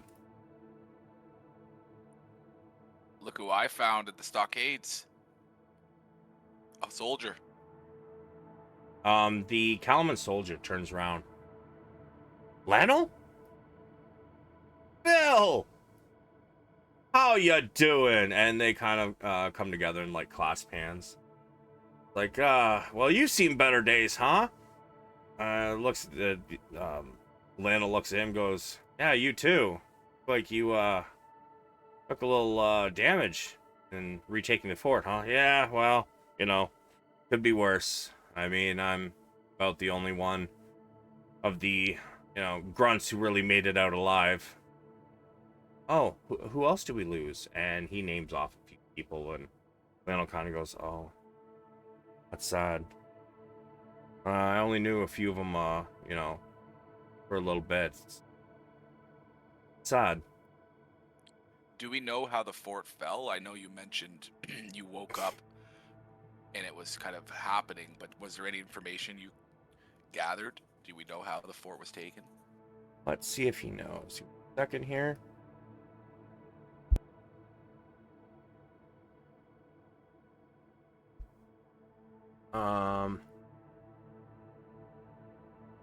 Says, no, like, everything was fine. A few of us just had a few drinks, and, I went to sleep it off. I don't really know what happened, fortunately. I mean, Elgo is probably, high chance she knows more than I do. Well, that reminds me, he wasn't alone in there, and I mentioned Elgo to the group. He does say, but since we're on about it, you guys found the barracks, or obviously you found the barracks.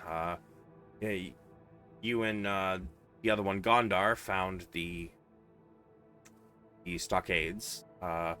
The building just south of that, with the double doors. He says that's a storage. Down further south of that, at kind of on the southwestern building with the wood roof. That's our stables, although I heard what sounded like the horses dying, so I'm guessing they probably ate them. And then over there, just to the south with the wood roof, he says that one, that's a kitchen. Really, that's a kitchen? It looked like a fucking blacksmith. Okay, yeah, no. Now that I look at it, it definitely looks like kitchen. Okay. Smithing up some grub. Says, but yeah, that's about all I really know. And just so happens, that Gondar and Elgo seem to be coming up the stairs. Ah, cousin! And you can visibly see him go, oh.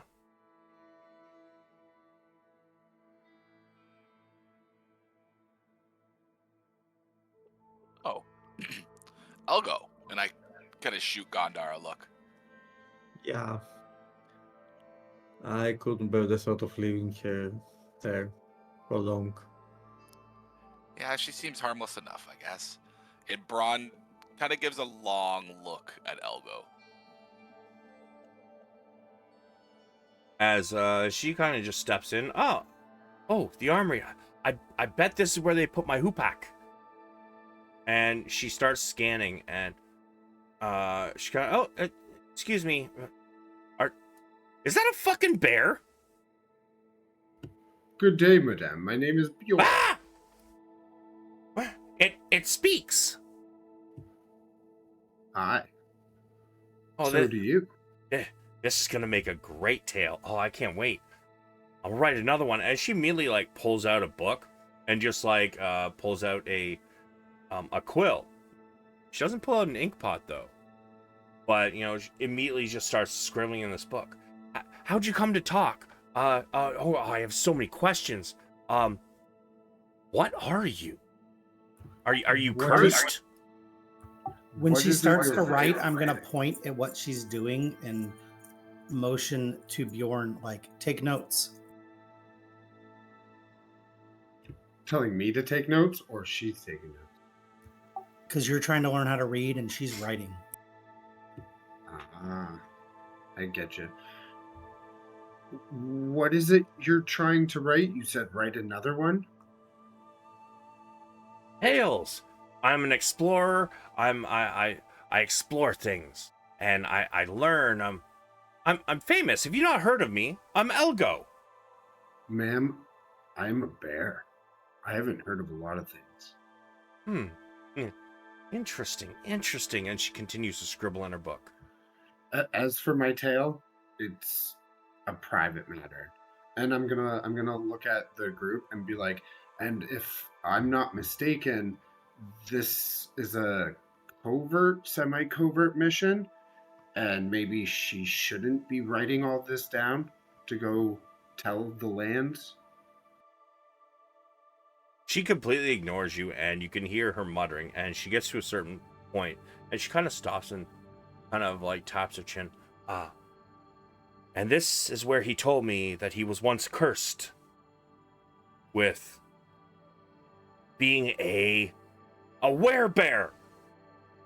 Can I put one paw on top and one paw under the book, like very firmly, not pulling or anything, but look her dead in the eyes and be like, I think you're misunderstanding me. Hey, the ink. Either you don't write this down, or that book needs to come with us, because we can't have you blabbing all of this right now. We are at war, woman, and if you'd like to be going free and not be coming back with us, then you need to, what's the word? Have a little tact. Padraig would like to laugh and say, surely the fantastical tale that she's spinning won't be nearly as confidential as some of the songs you've sung.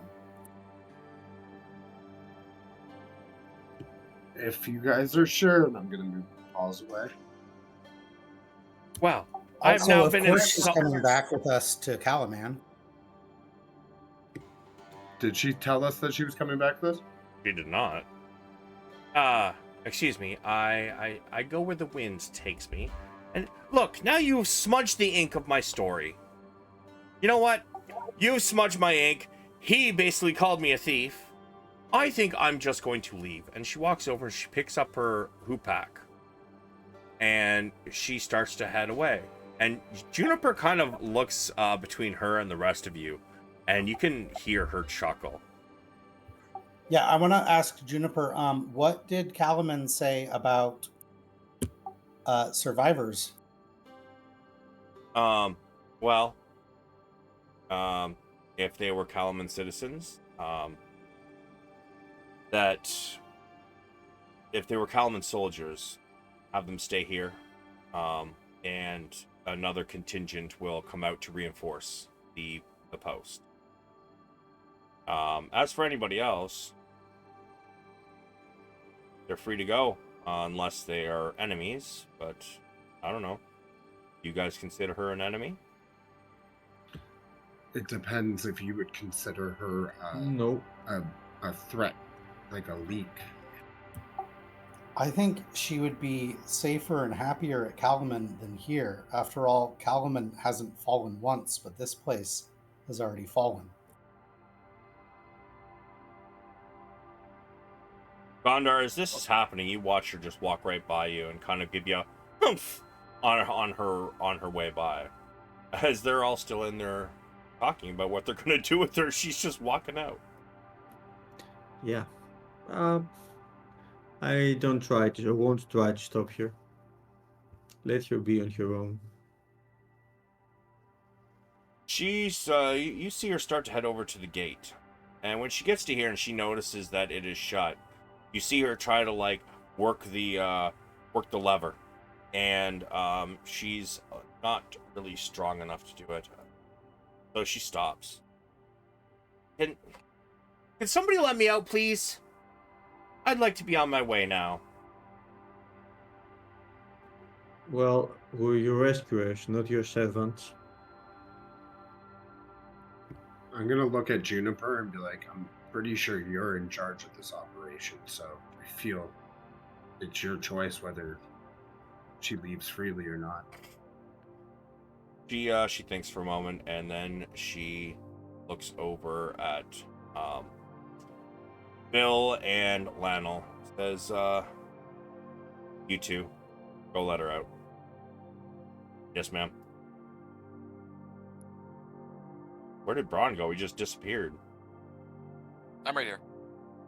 Not on mine, you aren't. You fucking disappeared. That's Oh, there you go. I was in the corner.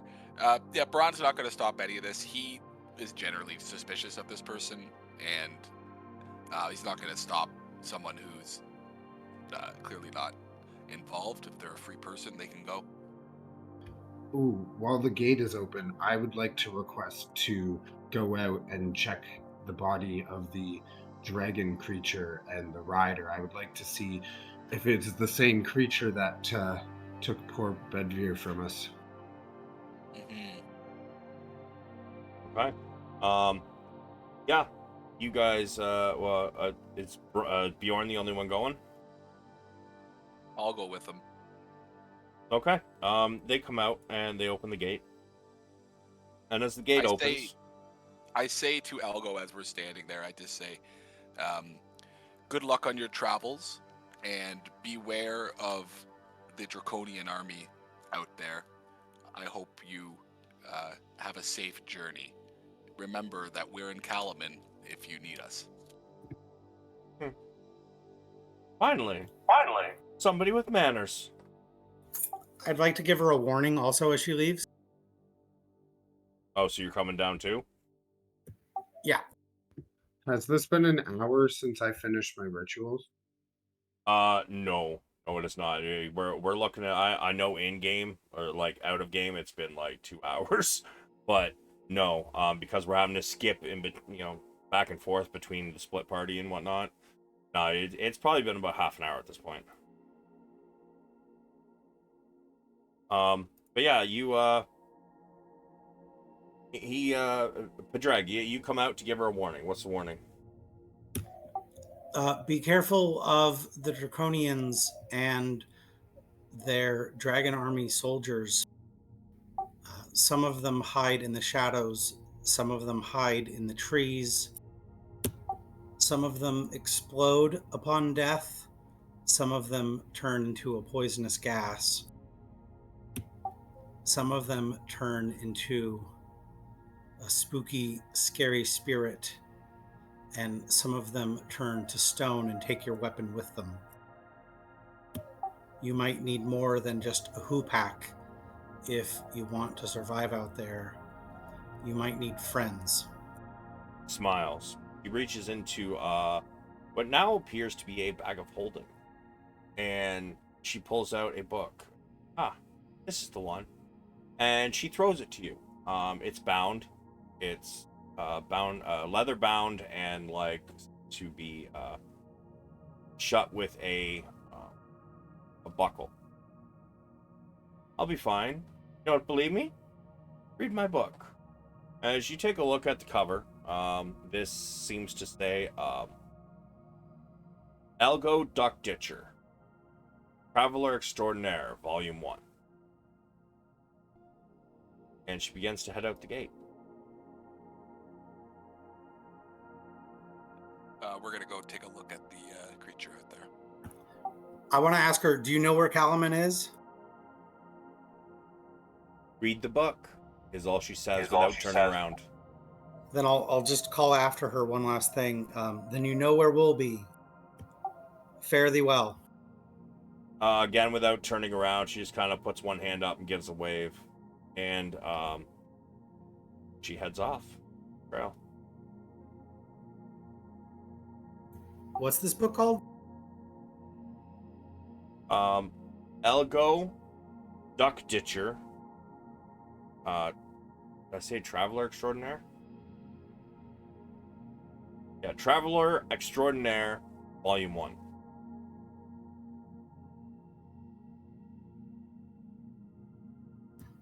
Okay, added. Okay, so they're going out to check the dragon, Padraig and Gondar, and what are you two doing?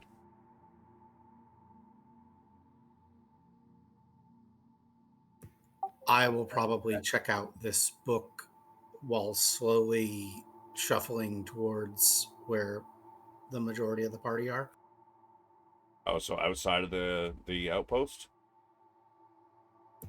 Yeah, whatever direction the activity and the sound is coming from, but I'm not going to be moving at full speed. I'm going to be looking at the book. Sure. As you flip through these pages, there are a few illustrations, but you know, there's several different tales. And even just by skimming this, you can definitely guarantee that there is so much exaggeration in them. However, as you get near, kind of flipping through it, you get near the end, you do notice what almost seems to be like a bestiary in the back of some creatures that she has come across.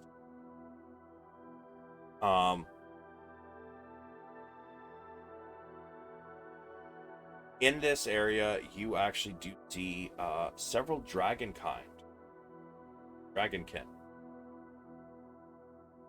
As you pause there for a moment, you kind of like look at it.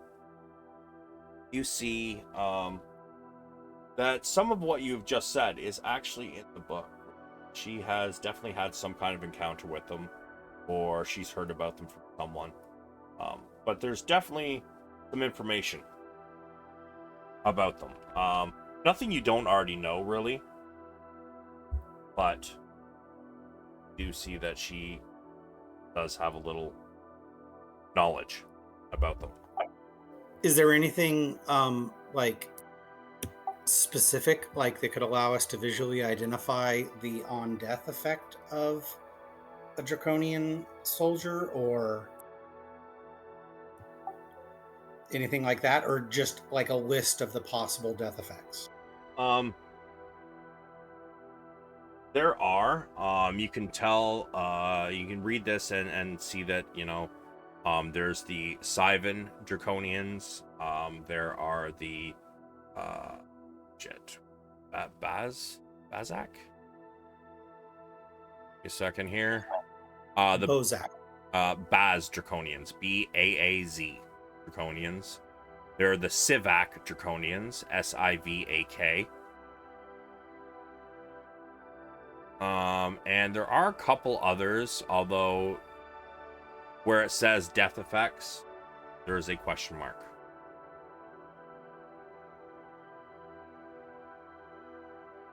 And Gondar, what are you doing? Well, I go to find Juniper, and I want to talk to her and present her the documents I found. Well, found these papers. It seemed that this outpost was of major importance to the Dragonian army. I don't know why, but it may be of use. There is also a notice of a Dragon High Master here, and it mentions his name, Kansaldi Fire Eyes. I think this info should get to headquarters right away. Yes, that's definitely a good idea. Kind of looks over all the information. Like, sounds like Ansaldi is probably a general or maybe a captain, some kind of high-ranking officer. And as she goes through it, she does find the stack of papers. She does find something managed to overlook. It's just because I forgot to give you this information. But it looks like there was one letter that was written that had not been sent off yet. It was signed. What's the name? Second. Gotta find the name here. It is.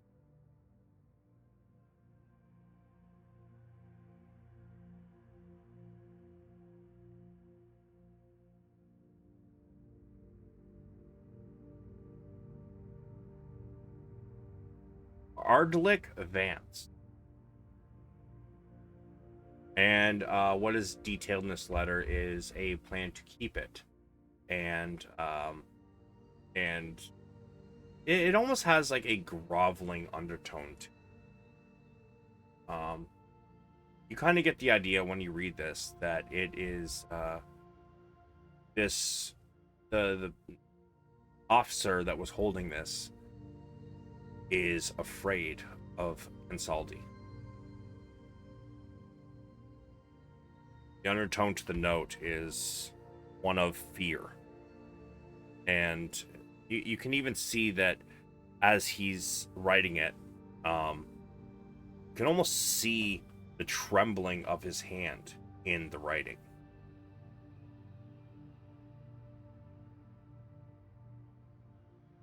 Juniper says to you, well, seems we know at least the name of at least one that we need to find.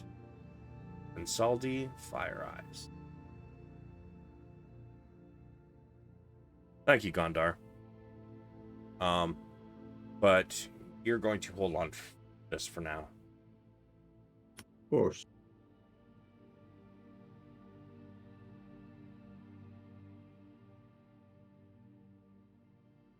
Is there anything else you wish to do, Mr. Gondar? No. Okay. You're just gonna Can I hang out here? remember that?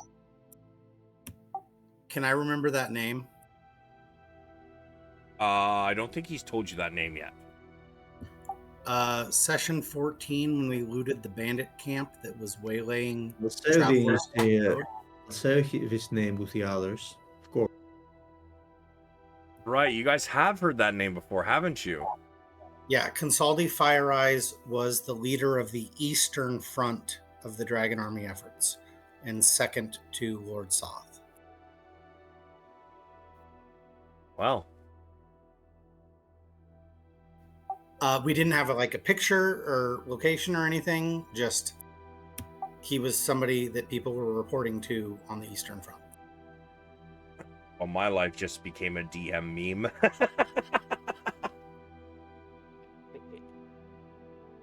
Yeah. I mean, once he tells you, if Gondar tells you about it and whatnot, then yeah, he will. You'll be able to recognize the name. But Gondar, they're off heading out to go check out the body. Padraig is slowly headed that way. What do you want to do? Well, I was just looking. I wasn't trying to read the whole book. I was just looking for things that I recognized, because she made it sound like she wasn't afraid of. I mean, on the one hand, Draconians are big and scary, but on the other hand, she's like, I've got my hoop back, I can handle myself. I tried to talk her out of it, and she seemed pretty set in her ways. Yup. So since I didn't glean anything new, I would have probably put the book away and tried to catch up with the other heroes. Okay. But yeah, so they're heading out that way, Gondar. Do you want to, I don't know, keep checking around the place with Juniper, or you want to go catch up to them? I'll join them. No? All right. Did I get the Fargab back from Juniper? You didn't say you were taking it back, so right now she still has it. Okay, I would, if I'm ever in her vicinity, I would probably ask if she has anything new to report, or if I can get it back to use it at dusk. Let's wait till you're back in her vicinity then. Okay. As for you guys, Bronn and Bjorn, you two are the first out there. However, we are halfway through the session, and I have to run to the bathroom. So, this, ladies and gentlemen, is where we are going to take our break. Is 5 minutes good? You cut out. Such a cliffhanger. Yeah, we good for Where what? Oh, What's at the stupid bottom? thing. Are we good for a 5-minute break? Yeah, I'm gonna Yes. smoke. All right. Be back here at 6 after right now, so 11 after. See you in a few minutes. BRBs. Yeah. Bjorn.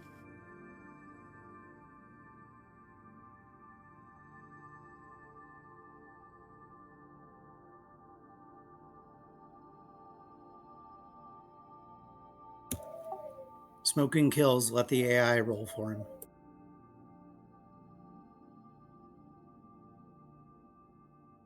Well, he'll be back eventually. So, ladies and gentlemen, or I guess gentlemen and gentlemen, and maybe ladies if I have female viewers, I guess.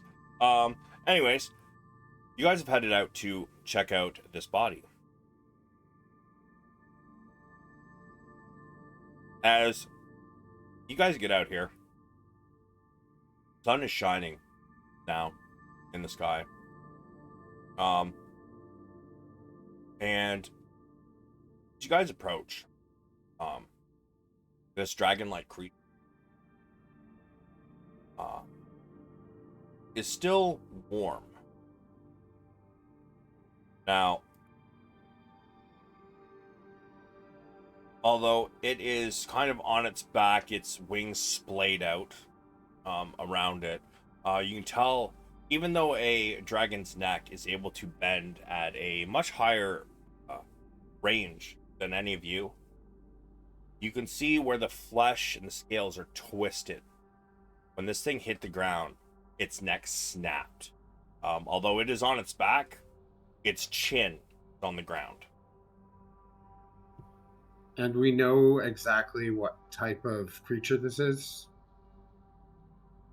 Bronn does. It's a Dragonelle. Did you tell us that, or are you telling us that right now? I'll go over it again. And just wondering for my character, would I, looking at it, knowing what it is, know of any pieces of it that would either be of like medicinal or valuable importance?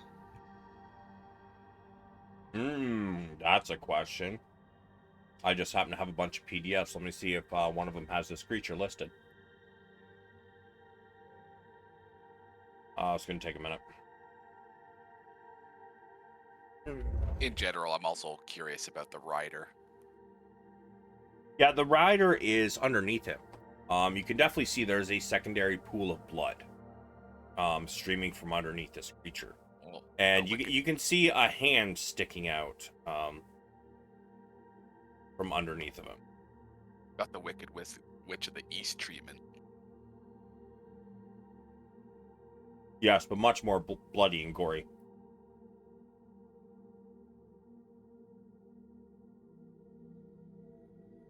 I'm trying to find my PDFs here. Too many hard drives and too many folders. And I guess I should say, would any of us looking at it, knowing what it is, know that information? I had good rolls on the nature and history.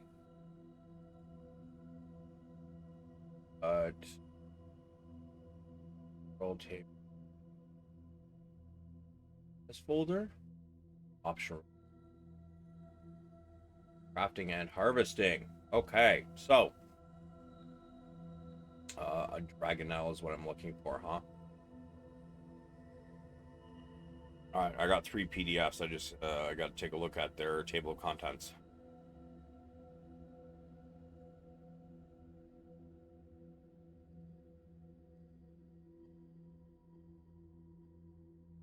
Which dragon? No Dragonette.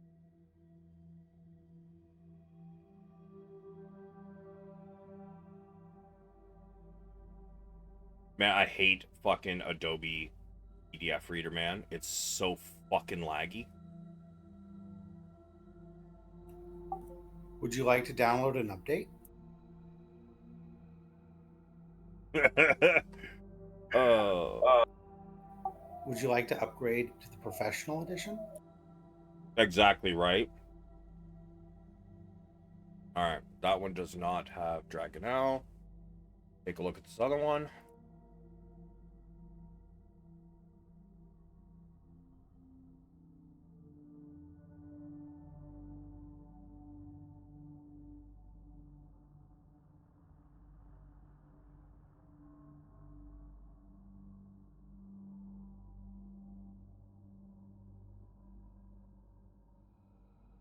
And one more to look at.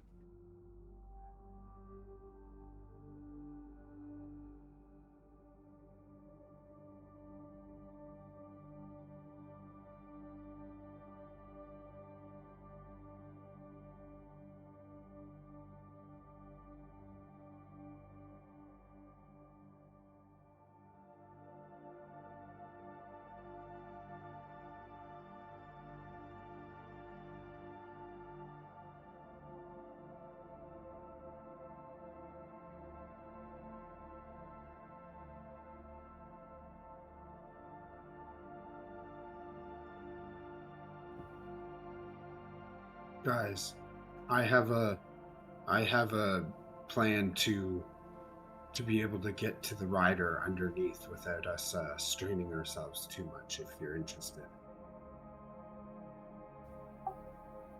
What's your idea? As I stow the book finally. Well, I've after studying this new instrument of mine, I have realized I can levitate a creature or an object once a day That's very for a whole 10 minutes. Yeah, for Even 10 one that 10 large? minutes.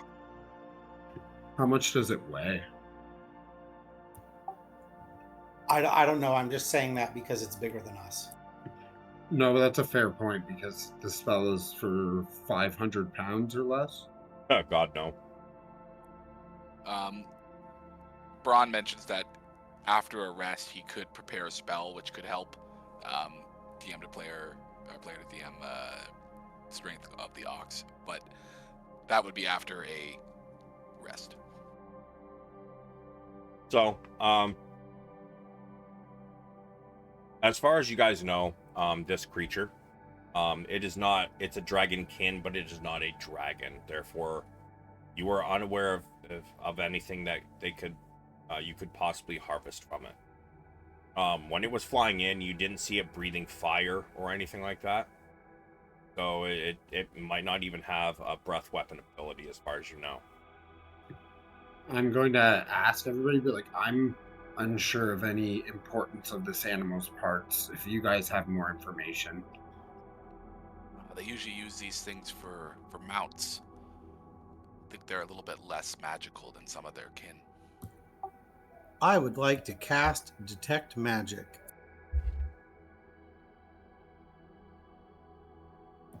And examine its bits.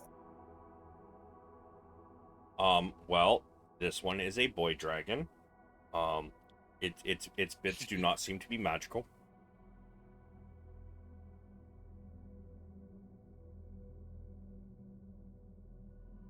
But you get a sense of something underneath the dragon. I will thoroughly examine what's underneath the dragon.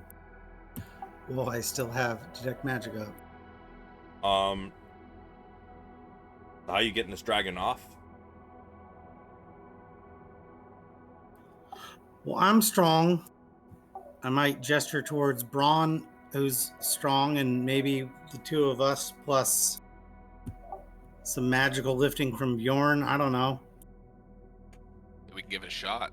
If not, on the morrow, I can cast a couple spells to give us a little bit more strength, and that would be this one. Would them putting an effort to lift it lower its technical weight for me to be able to use the levitate, have it levitate while they're lessening its weight?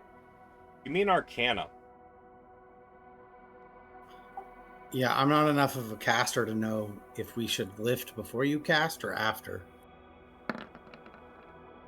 Bjorn, you're pretty sure that if this thing is well over 2,000 pounds, and you also feel that with your knowledge of how your spell works, no, it's dictated by the weight of it, and somebody else helping you lift is not going to change the weight of the creature.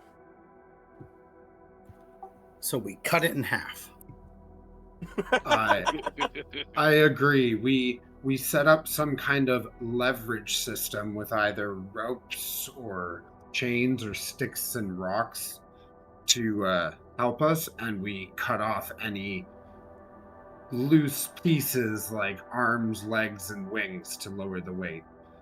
And at the same time, I would like to say, even if we don't know of any valuable importance of this, I would like to take at least a couple teeth and its heart, if possible.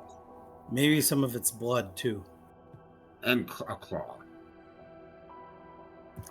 I have a hatchet and some whiskey. Should we cut it in half?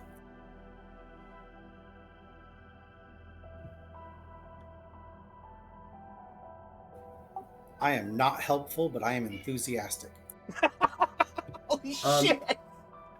Looking at it, could we guess how much weight would be removed from it if we hacked off all of its limbs that are like, thinner to get through than just going right through the center? Like cut off its tail, wings, and arms and legs, maybe head, so that it's just the torso. As you inspect this creature, you know what? Give me a... Fuck. Let's go with either a nature Animal or... handling? No. Nature or survival. Your choice. Oof. Yeah, you totally feel that would work. Padraig, on the other hand, is like, I don't think that's going to work.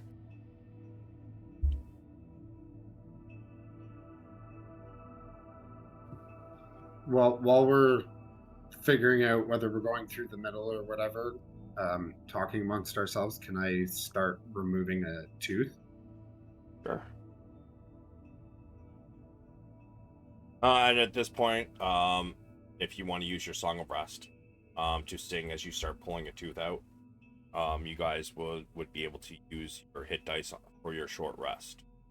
What does your Song of Rest do as you start singing away? It adds 1d6 to your hit dice. You post it for me real quick.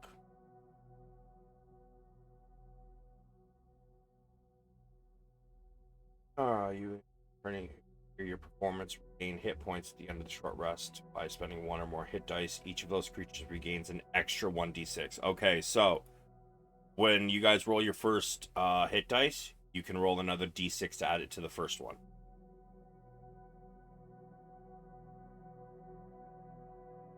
So, if you guys wish to use hit dice, if you have any, you may use them, and you may roll 1d6. If you just hit the words hit dice, Padraig, it'll roll it for you.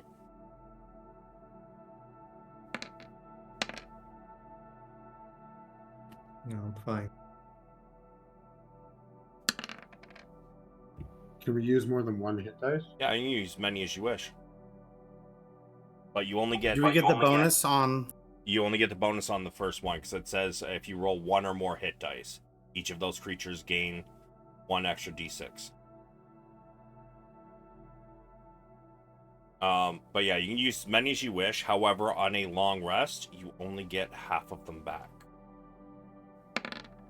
So if you've only used, say, 2 out of 6, you take a long rest, you will get 3 back, but you've only used 2, so you get your max hit dice. However, if you used 4 out of your 6, then you're only going to get 3 of those back, which means you're only going to have 5 instead of 6 the next day. So if I use 2 out of 5, I go back to 4, or I go back to 5? Go back to full. You get half of the total, right? Okay, not half of what we use. Are we on the map?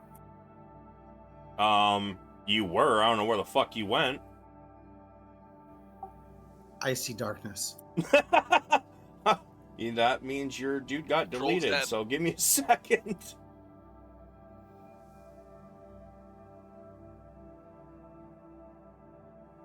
Oh, you were there a Hey, second I'm ago, here. and then you disappeared. So 11 plus 7 is 18. I used 3 hit dice. Why do you roll it manually? What? Why are you rolling it manually? You know, if you just hit the word hit dice, it'll roll it, right? I clicked the button. You click the button and it just like rolling 1d10 plus 3? Yeah, because that's how my hit dice works. Yeah, but I mean, see how like everybody else when they hit dice, it comes up a little box there? They're not as special as I am. Oh, okay. I clicked hit dice on my character sheet. I don't know. That's fucking weird. I've never seen that before. Wait, like I clicked the D10 highlights red under hit dice. And then I manually clicked down the arrow to say that I'm only got 2 of 5 left. Is there a different way you're supposed to click it? I mean, you usually just... Hold on a second. Let me take a look at your sheet. I did it from under type on hit dice where it says D10. Yeah. I hover over that, it turns red. I clicked that 3 different times. The first time I added a D, whatever, manually. Oh, that's fucking. Hold on a sec. I'm just gonna click it again. Yeah. See. Okay. I'll give you. Oops. I'll give you back here one. I just want to see. Yeah. What the fuck? That's weird, man. I'm a paladin. I'm a special unicorn. Apparently. I've never seen you do that before. But yeah, okay. So, Bjorn, you sing. Everybody gets their HPs back, and you start digging out a couple teeth. How many teeth you going for? How long does it take per teeth? Probably take you a few minutes. You're gonna have to cut along the gums and eventually start to reef on it. But I mean, it'd probably take a good 5 minutes a tooth. So for dragons, do they have like fangs? Like their fangs are longer than the other ones?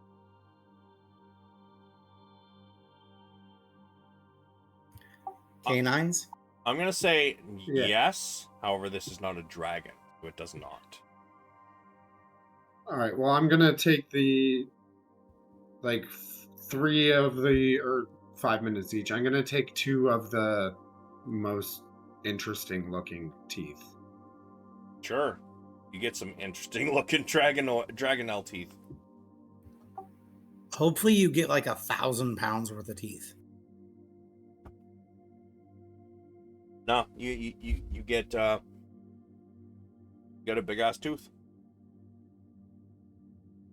Because he does that. What's the rest of you doing?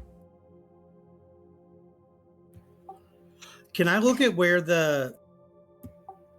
before the 10 minutes were up, where the glow is positioned from the detect magic and what school it is?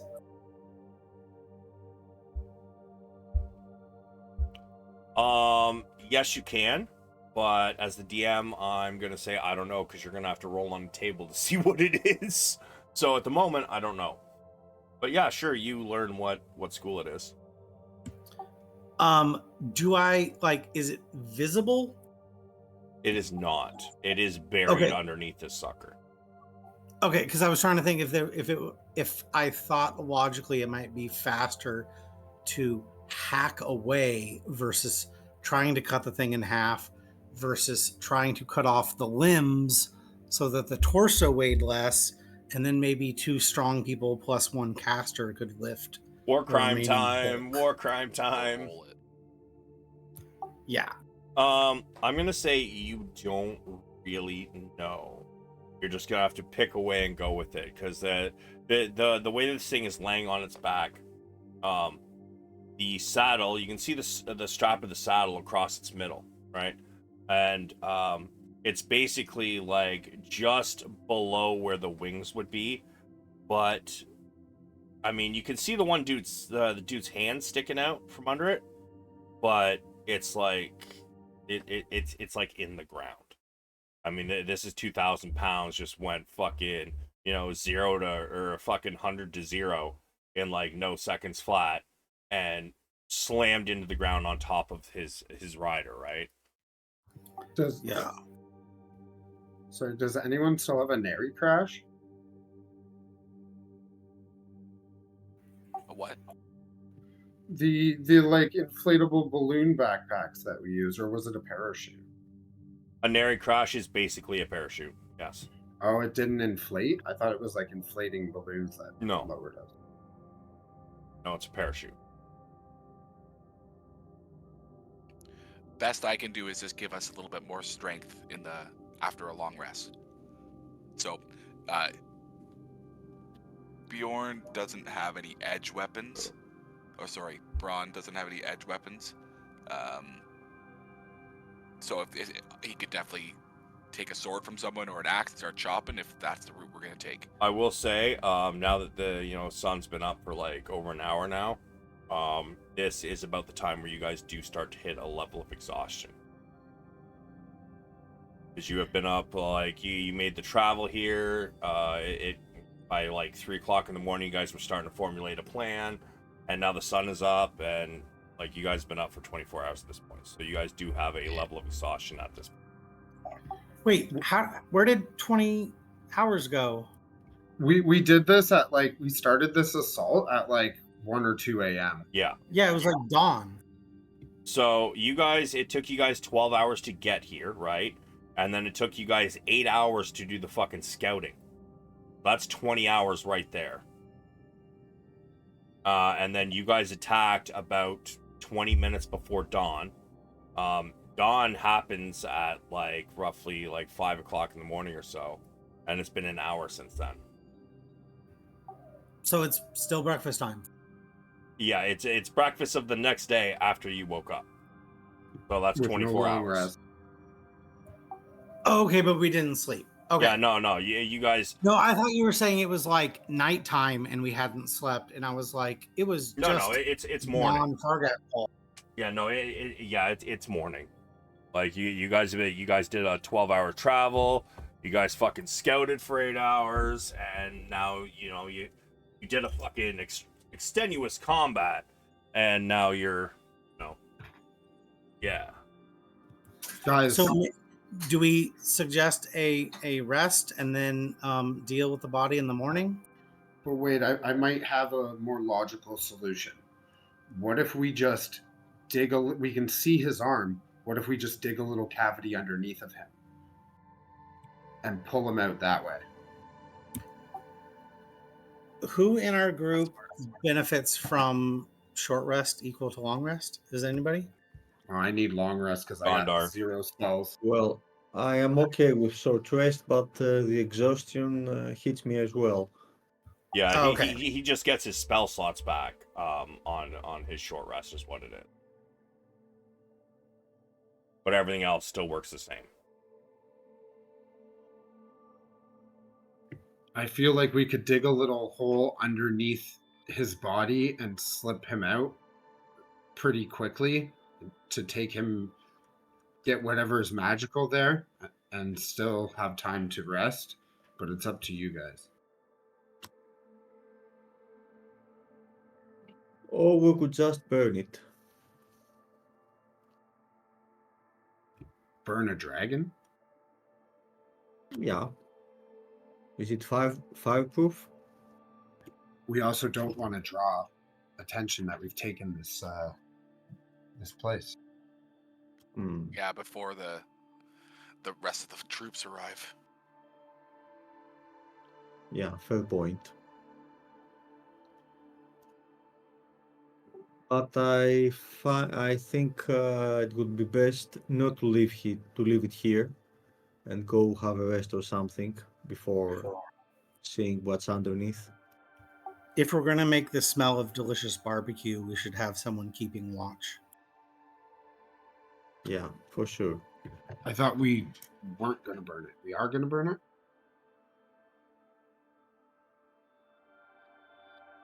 As you guys are discussing that,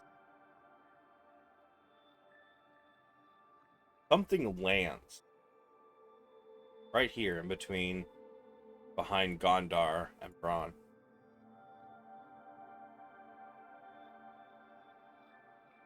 What is it? Look down. There seems to be some sort of a bundle. A what? A bundle. IED. No. You want to check it out? This fell from the sky. Give me a perception check.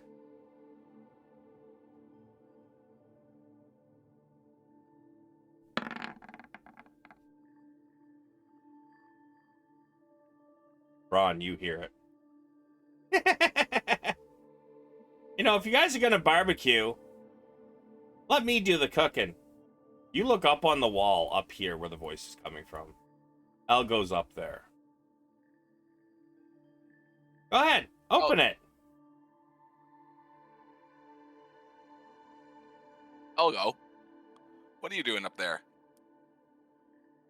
I just wanted to stick around and see what you guys did with that thing.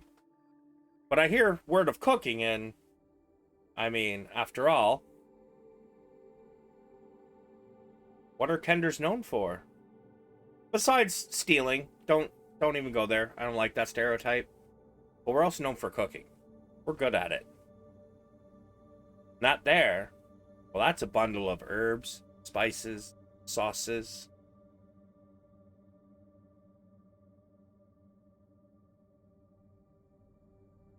All Well, right. I don't see why not.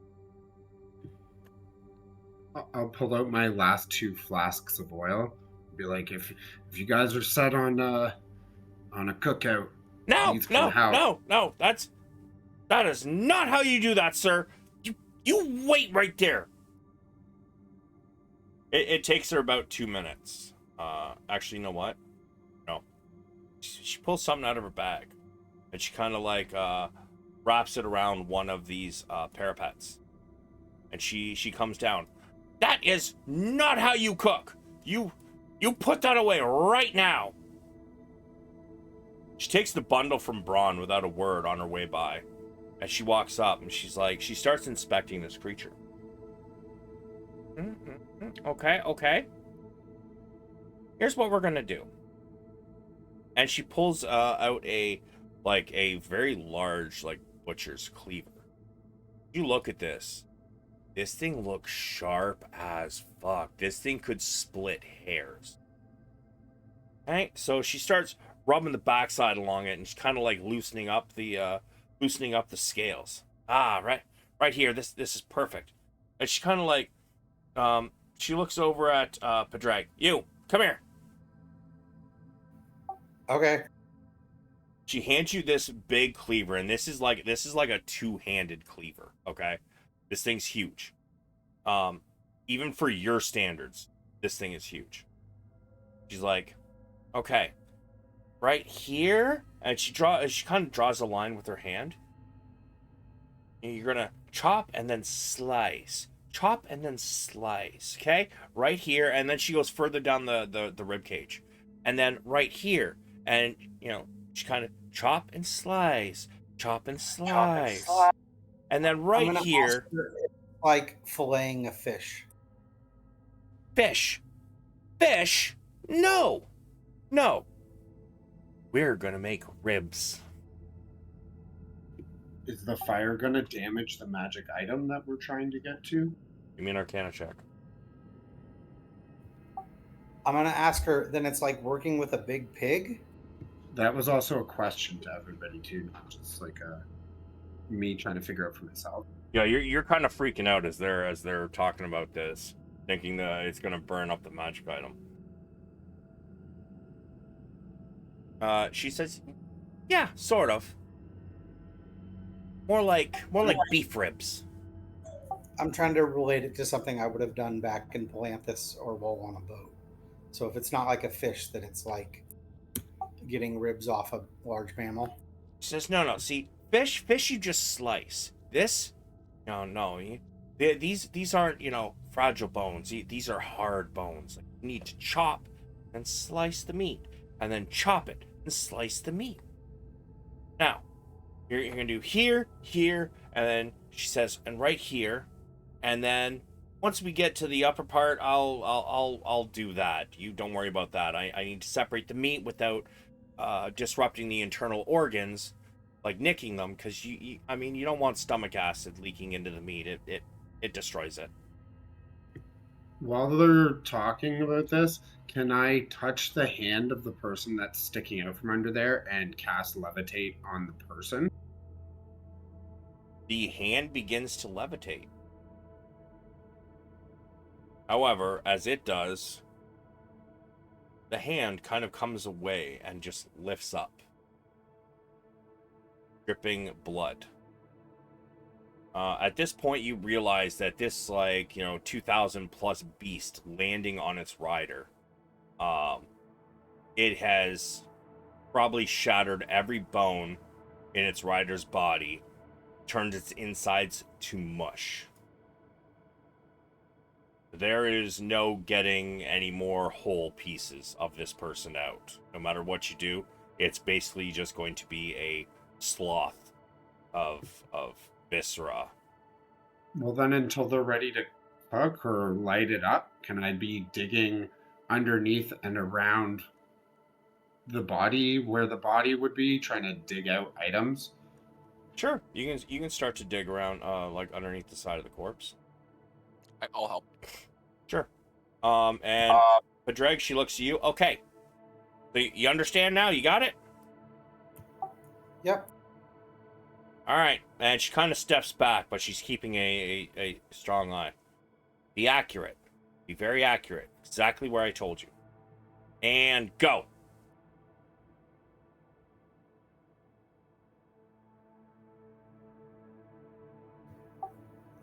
I go. Yeah. Bring one chop. I'm gonna say give me a Athletics. I'm gonna say this one is actually gonna be dex based because it's about accuracy, not strength. Just give me a flat. You know what? Give me a sleight of hand.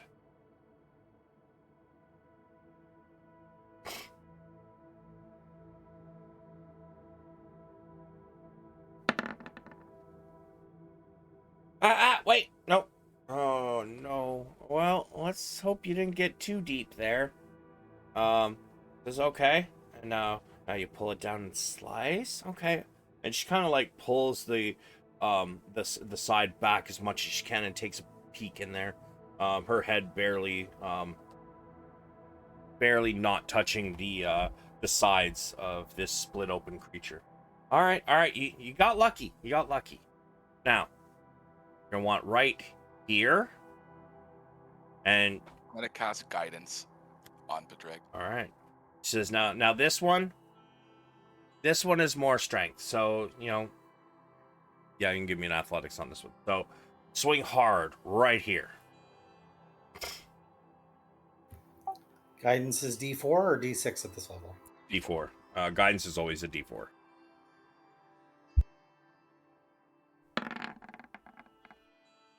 Crunch. You hear the bones crack as you slam your, or rather her massive cleaver into this creature. It's like, excellent. Okay, now one more here. Right now she's kind of like having you basically like slice through the ribs. You're taking a couple ribs at a time. I'm gonna use my last spell slot for bless on Padraig, myself, and Bjorn. And you're aware that it's attack rolls and saving throws? Yeah, Okay. I'm just blessing us. Okay. Well, in that case, you lose guidance. It's bless concentration. They are both concentration, my dude. So I'll pick up casting guidance on him. You are busy digging, you said. Isn't he digging with me?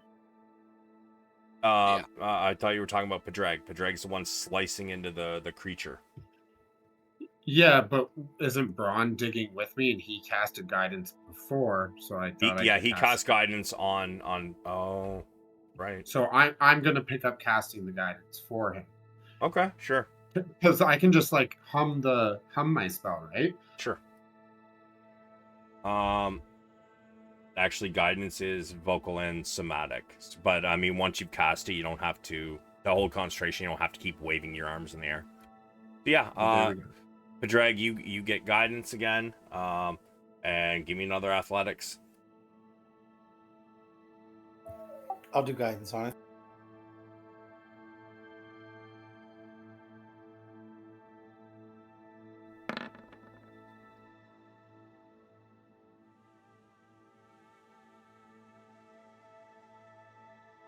Okay, you slam into this creature and you get what seems to be all but one of the ribs sliced through. Like, okay, all right. Well, you know what? We'll worry about that one last rib after. Right now, slice here, or chop and slice here. We're gonna do another sleight of hand, please.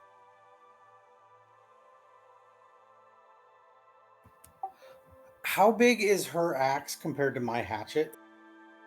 Like the blade on it? Yeah. Yeah, like 3-4 times the size. Do I think I would be remotely effective if I took out my own hatchet and tried this? Like maybe I'd have more of a margin for error? Maybe, but it would still be it's gonna be hard to get through the skin because this isn't like a regular creature's skin. It's not like a tenth of an Yeah. inch. You're looking at inches of flesh Okay. plus the muscle, right? Okay. All right, give me your it's a D4, by the way.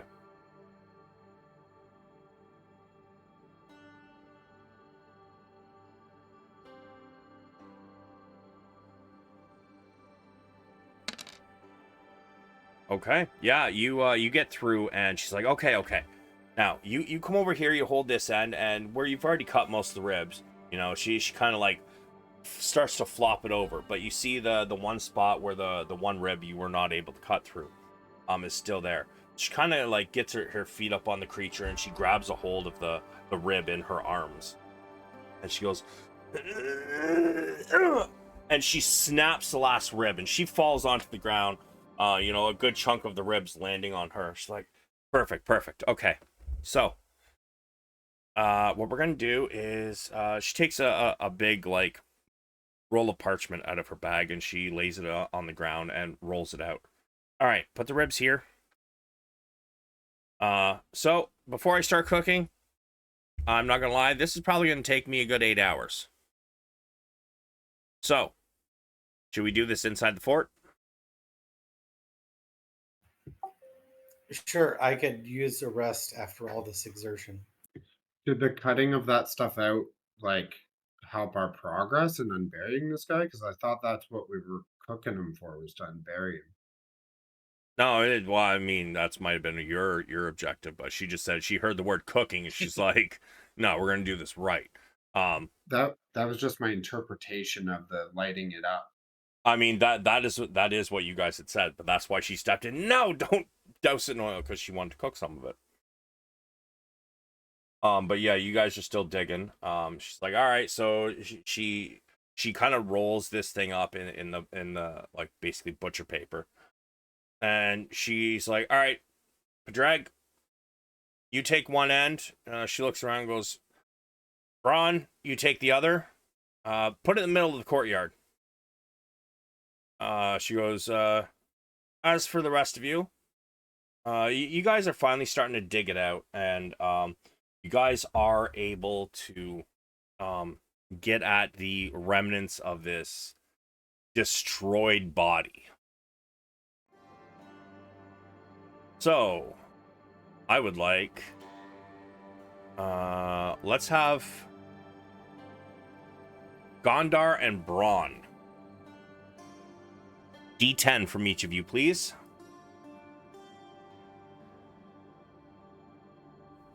I actually haven't seen that because there's only 2 episodes out, Bronn.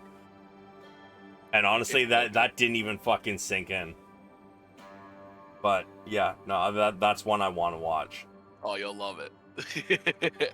Just the fucking the one trailer, like, who's letting noobs in here? Like, I was like, oh my god, the World of Warcraft days. I thought you had. I was like, Elgo was like from that show. What is she actually? No. Oh, I was gonna say, man, the enthusiasm and the way she was doing it. It's so intricate. It's good. Let's see. We have a table 6. Gondar, give me a D100, guy. Did you guys pull the remnants out? You're kind of just getting like, humanoid viscera all over yourselves. We have table 652. Let's see. Oh. You find a small pouch with a gem in it. A second.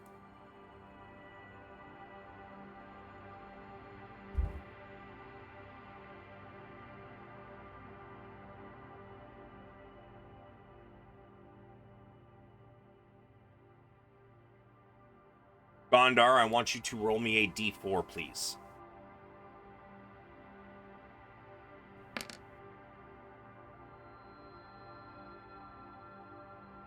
Let's see. We've got... Okay. 3.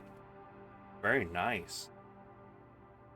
You open this pouch that you pull out, and inside of it seems to be a large red gem.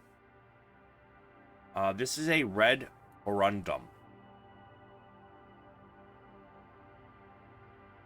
Give me an Arcana check.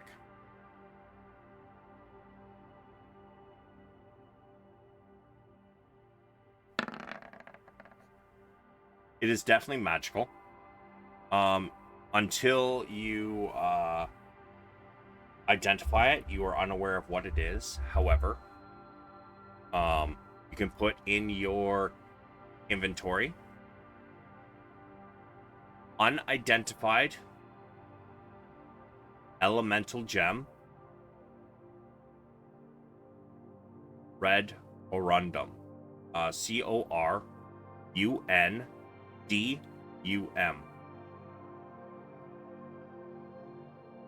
You don't know what it does, but once you identify it, you'll be able to figure it out. And Bronn, table 7, roll me a D100.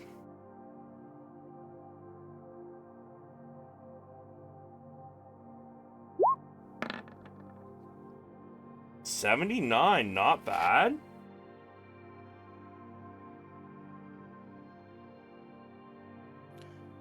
I changed my push to talk button, so I might miss it a few times.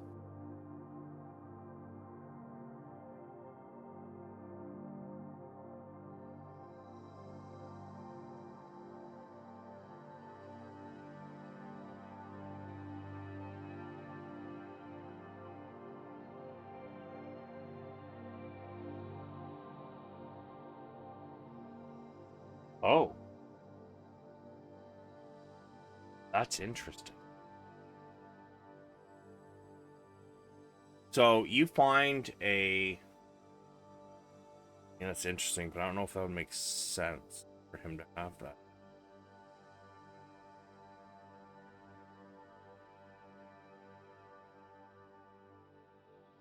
Would it make sense for any of us to have it? Because we can. No, always I pool mean our stuff the and person you're trade. pulling it off of.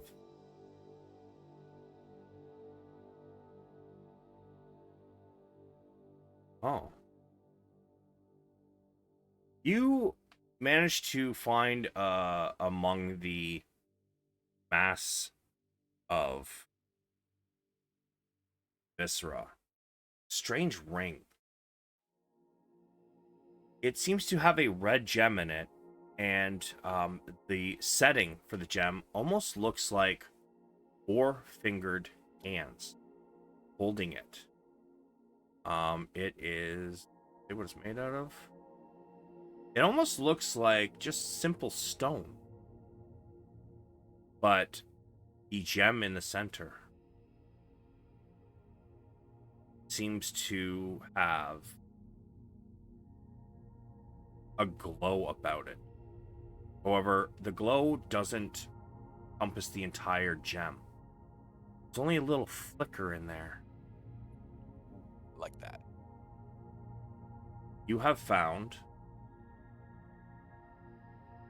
an unidentified, so you don't know exactly what it does yet, ring of hoarded life. Okay. Hoard like dragon's hoard. Okay. If it was the other one, it would have been a much different ring. It would have, and you definitely wouldn't have it because I feel like that would be way overpowered at your level. One question, because I was just rereading my spells, and I don't think we did this last time.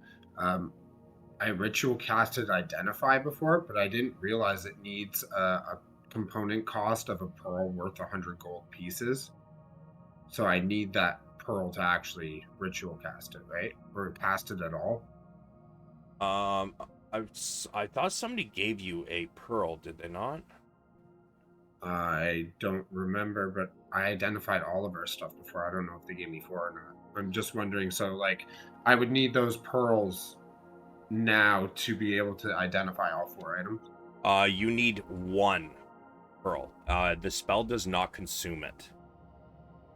If there's a gold cost component, so your arcane focus definitely would not work, so you are correct. However, if a component is going to be consumed by the spell, it will say that in the material or required components section. Like, Revivify says, it costs this much diamond dust, which the spell consumes. Identify just needs the pearl. So once you have 1 pearl, you can always ritually cast Identify. You don't need a new pearl every time. So I don't have a pearl in my inventory. So the question is, does anybody here remember giving me a pearl to use for it, or have a pearl to use for it? No. You have 100 gold on you? Yes. Then remove 100 gold. Oh, sorry. No, I don't in my inventory, but we found all that gold. How much do you have in your inventory? 55. So, you guys did stop at the magic shop, I believe, last session, or the session before you guys left. Am I correct? Yeah, the apothecary. So, if Bjorn was to perhaps have bought a pearl, he only had 55 gold. Who is going to surrender the other 45 gold? Who helped him Bronn. out? Yeah, Bronn will for sure. Okay, so Bronn remove 45, Bjorn remove 55. Bedveer raises his hand. Bedveer is long gone, sir. Well, this isn't happening out loud. This is just like This is table trying talk. to figure out where we are right now for this. Yeah, I bought tons of resources when we were there, like ruby dust, jeweled horn, all that stuff. So it would have made sense that we bought the pearl then. All right, so with this, Padraig, you as you're starting to carry this in,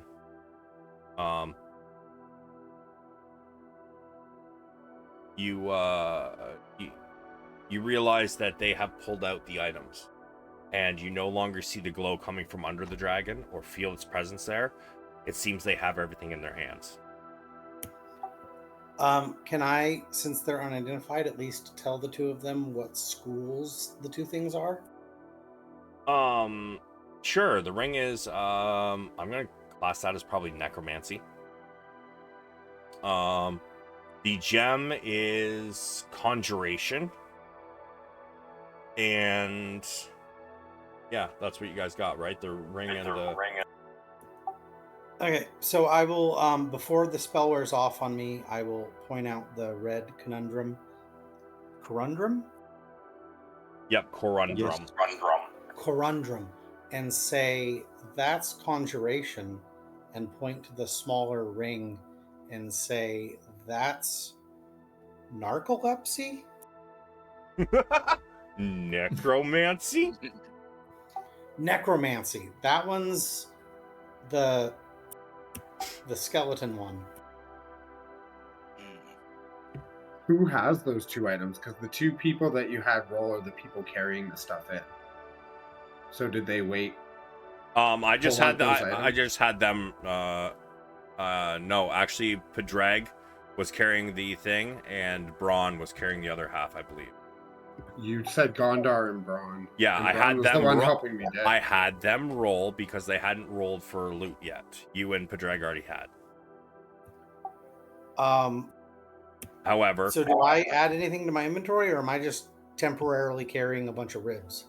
you're Definitely add it. so right now, no. I had Gondar and Bronn roll because they hadn't rolled yet. However, that is what Bjorn and Gondar found. I was only asking so that I know who has it, so we can present. Whoever has it can present our items that we found to the group and Yeah, guys, identify them and figure out, I where to guess go. we're all saving our items, the items we found. Yeah, so Doesn't mean that the one who finds it keeps it. I figure whoever finds it, you guys can you guys got to divvy up the gold and shit anyways. So you guys can all do that while she begins getting prepped to cook the ribs, and then you guys can go for your rest, and then you guys can decide what happens with the items. Before we run in after them, do I see a pouch or a bag or a satchel, even in the harness, that we've unburied from this guy? You know what? Yeah, there seems to be you catch a glimpse of something in the saddle. It seems to be sticking out, and with your digging and pulling apart this fucking body, there seems to be a piece of a parchment sticking out of the saddle. I'm going to just take it and follow everybody else. I'm going to grab whatever I see down there and then just bring it in. I'm not going to open it or anything, like the parchment. Okay. Yeah, you pull out the parchment. It does have plenty of bloodstains on it, however. But yeah, you pull it out.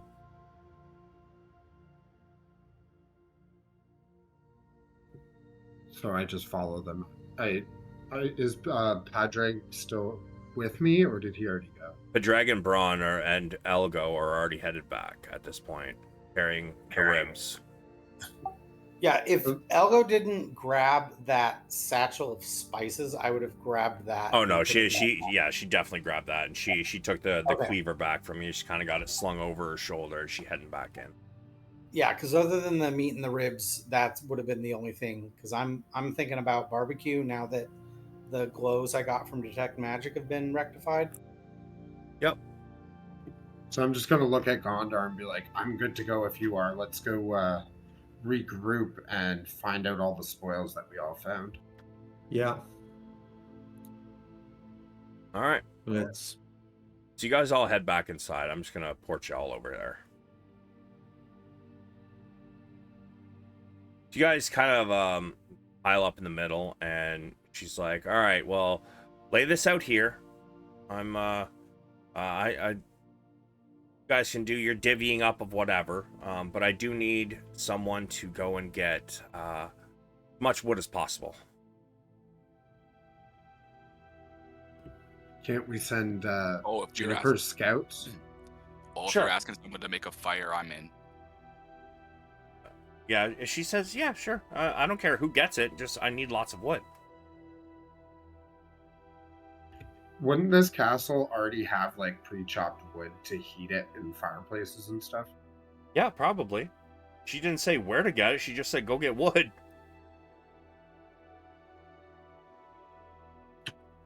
I'm gonna look at the group and be like, while we're doing this, I found something magic, and I'm going to take some time and identify it. If any of you found anything you would like me to identify for you, just come and put it near me while I'm casting. Well, I give you the gem I found, Corantrum 1. I might not have been near you because I took off to find wood, but if I come back around and see you doing that, I'll give you the ring. Yeah, as you dip into this room, you find out that this is the kitchen, and you do in fact see a large stack of wood here. Yeah, I come out and gesture to the Caliban soldiers, and I grab a handful and I make a fire. They Or come make a down, pile of wood. and they come down and start grabbing up firewood to help you. Yeah, as you're taking one load over, you see everybody handing off some sort of items towards Bjorn. So is the time for casting different if I'm ritual casting it? It adds 10 minutes. So then it's going to take me 11 minutes per item because I don't have any slots. So Correct. So in the meantime, Juniper comes out and says, What is this? Algo turns around, eyes wide, almost drooling. Dragon owl ribs. Juniper kind of steps back, a little wary of her expression, just almost like raised hunger. Okay. So I've checked out the rest of the area. The stables seem to they used to have some horses. I'm gonna guess by the blood stains and little bits of intestines left over that they are no longer with us. Probably eaten. So the storage room does have a bunch of rations and a few other things. There's still what's left of the armory. And as she sees the Kalaman soldiers bringing out bundles and like just armfuls of wood, she says, and the kitchen seems to be rather stocked for the most part, although it is kind of in shambles, which you would have seen when you were in there, Bronn. I would say they eat our ride, we eat theirs. Okay, exotic meats, right? Why not? But Bjorn, you start ritual casting on these items over the next 40 minutes. She kind of gets things ready. She gets like a large rack, about like 4 feet tall, and you see her line up wood in almost a flat line. There's only 2 high, but it's going all the way along the ribs. And you know, she pulls out spices and rubs, and she's rubbing these big rack of ribs down. And she says, okay, well, at this point, Bjorn, you have finished your 40 minutes of whatever. I'm gonna say that one of you other guys was probably counting out the money to separate it amongst you all. Do we have a total on the money that was found, by the way?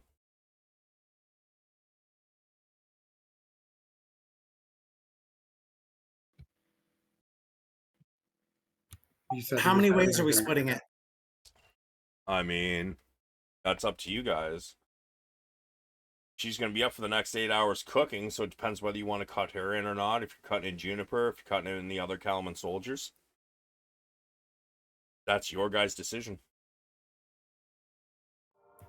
I would ask Juniper how many ways she thinks all this should be split, because there's the survivors, there's her group, there's our group, there's the families of non-survivors, there's people in Kalaman.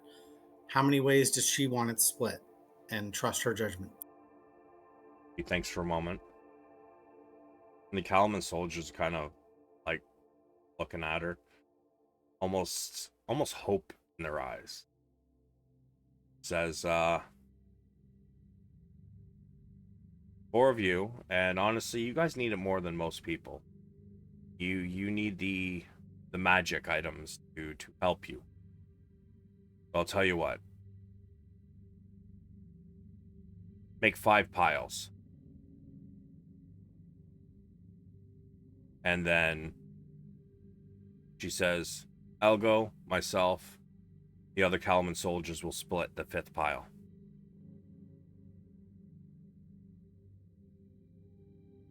Elgo kind of looks at her, looks at the rest of you, and goes, sure, I'm only staying up cooking your meat so you can, survive and whatnot, but okay. Kalaman soldiers are just happy to be included. Juniper looks at you guys, says, yeah, 5 piles will be fine. We did save your life, Algo. I'm gonna pat her on the back and say, just be grateful that we're letting you keep your stories. You'll make your money from that anyway. She kind of shrugs. She goes, oh, did you kind of flip through those, Padraig?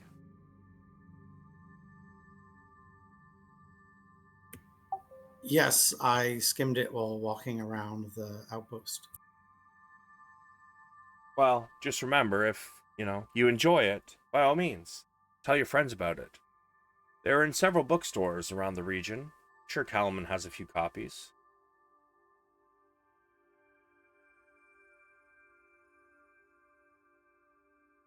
Volume 4 comes out soon.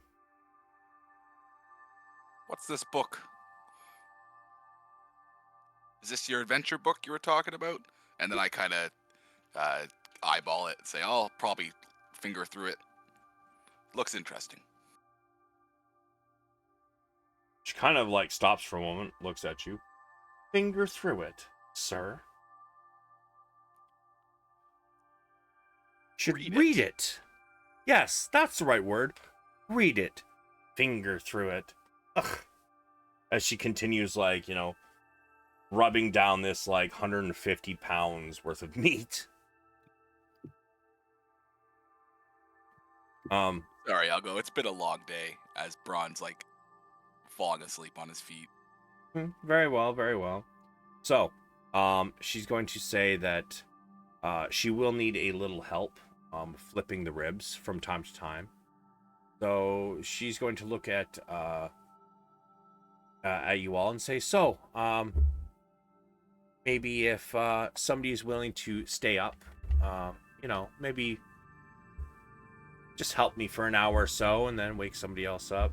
You guys realize she's basically talking about a watch, but instead of really watching, she just wants help dealing with the ribs. Most likely, you're not really gonna have to do much. You know, wake up, you know, every like 20 minutes and flip it, but then, you know, you can trade off with somebody else, kind of thing. What about our friend Flannel Lannel? Would he be willing to help? He looks and he says, I mean, I can help, but I mean that's 150 pounds of meat that we're flipping onto a, you know, back and forth on a rack. I don't think she's going to be able to do a whole lot of flipping with that. You know, I'm probably going to need some more help. And the other guy, he's been up pretty much just as long as you guys have, maybe even longer. Yeah. Okay, yeah, that makes sense. She says, Wouldn't well, want it to burn. says, you know what? Maybe not. Maybe I will only need one person. And she goes by and she basically cuts them into 2 rib chunks. It's like, just leave Lannel to help me. Like, as long as you're not going to bore me with any stories. Don't worry, I promise. You won't be bored. And she just smiles at him. But yeah, you guys can divvy up the amount of gold between you all. I've got it figured out. All right, how much is it per person? So per pile, it is 9 platinum, 197 gold, 33 silver, and 40 copper. And then the remainder goes towards the pile for the Calaman survivor folk. So they're getting an extra 1 gold and an extra 4 silver. But other than that, it's even. So basically like 10 meals. Sure. All right, well, that is what you guys can add to your inventories. Now, you guys also have the 4 magical items. The 2 cloaks, the ring, and the gem. So, I believe, Bjorn, you have 2 of those items in your possession. You may look those up. Padraig, you have 1 in your possession, and Gondar, you should have 1 in your possession. You guys may look them up, tell your friends what they do, and decide amongst yourselves who gets them. I didn't. I only wrote down my item, so I don't know what the other one was. I had a ring of hoarded life. It stores hit dice essentially in it that you can use when you get put to 0 hit points or as an action or bonus action. But you have to use life to put into it to start. So when I finish casting my identify spell, everybody has an item except for one person from the stake, you just said, right? Yeah, Gondar didn't. No, wait. I did. Yeah, get the Gondar was the one with the Gondar was the one that had the ring. So I give the item to whoever it was that rolled for it. Yeah, Bronn, you rolled for it, but it was actually the one that Gondar pulled out. Ah, gotcha. You just hadn't rolled yet, so I had you roll. Either Okay, way. guys, I guess we should split them. So I explained to everybody what their items do. And then, well, do you guys like the items that you found? Or do you feel a different item would suit you more? What's our feelings around these? I'll So- need to see what the other ones are. Bronn, you had 2 items. You had the Cloak of the Wicked Wings, and you also pulled out the Elemental Gem. The cloak was me that pulled out. That one was me. Yes, you also pulled out the Elemental Gem. The Yeah, and So yeah, that's what I mean. You had 2 items. I know, and I said just in sake of fairness, I threw it to whoever it was that actually rolled for it, or whoever didn't have an item, and then we can all discuss whether we want to trade or whatever. Okay, so we've got Bjorn has the Cloak of Wicked Wings. Padraig, you got the other cloak. The gliding or glider cloak. I think it was Gliding Cloak, I believe. It was feathered and off-white. I'm not sure which one that is in the compendium because I didn't look. Gliding Cloak. So you can take a look at what it does.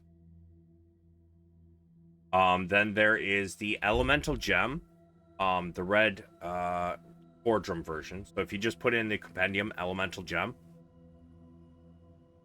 there's one that is just called Elemental Gem, and then when you go in there, sorry, it was Gondar. No, Bjorn, you had the ring. Gondar rolled for got the Elemental Gem. I had. So yeah, Bronn and Gondar rolled for the items. So yeah, sorry, Bjorn, you But had the ring. me and Padraig had the items because we were the ones digging and they left. No, Padraig left with Bronn, holding the ribs. Honestly, does it even matter? Let's just say we all have the item. All right, it now, doesn't and matter. that we rolled.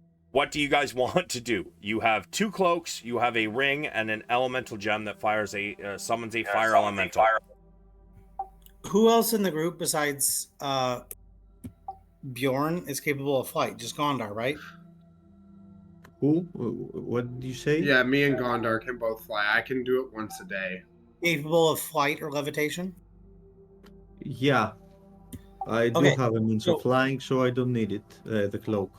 The cloak that I found allows you to safely slow fall and glide. So whether you're doing some reconnaissance or maybe you're in combat or whatever reason that somebody might remove your ability to fly, or you might lose your ability to fly because of timing or whatever circumstances, this is a don't take damage from falling and safely slow fall to the ground cloak. So, before That you would guys honest- decide, I want to be clear on one thing. This is a third-party item, and because it does say grasping the ends of the cloak, I'm going to say it will take a reaction just like you were casting Featherfall, as a heads up, because it does specify you have to grasp the ends of a cloak. If you're in the air and you get stunned or you get knocked out of the air, but you're technically incapacitated, you're just falling, kind of like the hypnotic pattern with the Dragonel, you would not be able to trigger this cloak because you have to Oh. grasp it. So Okay. what if you're wearing it and you make little wrist holes so that it's a cloak, right? So you could have it attached to your wrists and around your neck, wearing it like a hood. Would that count as grasping it because it's holding your neck and You your cannot punch holes in magic items. So you failed your Arcana when you were worried about fire burning it. But as player knowledge, magic items are not easy to alter or destroy. Yeah, I'm gonna say that because this is a magical cloak, it would be impervious to fire and all of that stuff. Most magic items have like a certain way you would have to destroy them. Usually it is with a much stronger magic item, weapon, what have you, throwing it into a fucking volcano might do it, but just lighting it on fire with some oil, it's going to come out untouched. So like you're not going to be able to just like slice through this to create some like handholds and shit like that. These kind of items you cannot alter. And that's raw rules on that. That's not me being like, no, you can't do that. That's actually raw, like rules as written. Fair enough. For mine, it lets me cast polymorph and turn into bats. Like, but it doesn't really give enough information. Like, what can I do as bats? Basically, I mean that's a good way. Like how you wanted to how you guys were trying to infiltrate this place. That would have been really fucking handy because, I mean, it's a bat. Nobody's going to notice a bat coming in. Bats are normal. A fucking flying bear, on the other hand. And would you still have all your stuff with you and stuff? Like, Let's see. It doesn't give me like hit point. Does it change any of my stats? Like, yes, you would get a bat stat block, which I'm pretty sure a bat is like 1 HP. It's basically the same as a familiar. But it's a swarm of them. Oh, it's a swarm? Okay, there's a stat block for a swarm of bats.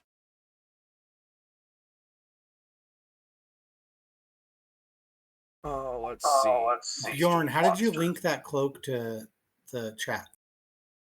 I added it to my feats, so I added a section at the bottom of my feats like I did for my veneer and shit, and then just copied and pasted the information from the compendium.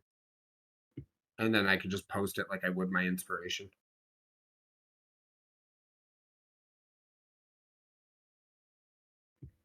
I do that with all my magic items. Okay, so Swarm of Bats gives you 22 hit points.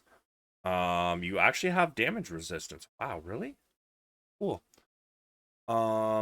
Immune to Charmed, Frightened, Grappled, Paralyzed, Petrified, Prone, Restrained, and Stunned. Blind Sight of 60 feet. So you don't have Dark Vision, but you have Blind Sight.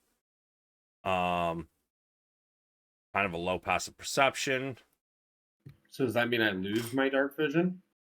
You have something better than Dark Vision. You have Blind Sight. Okay. So I explain that to everybody. If everybody posts their item, it would be easier for us to decide if somebody likes somebody else is better than theirs.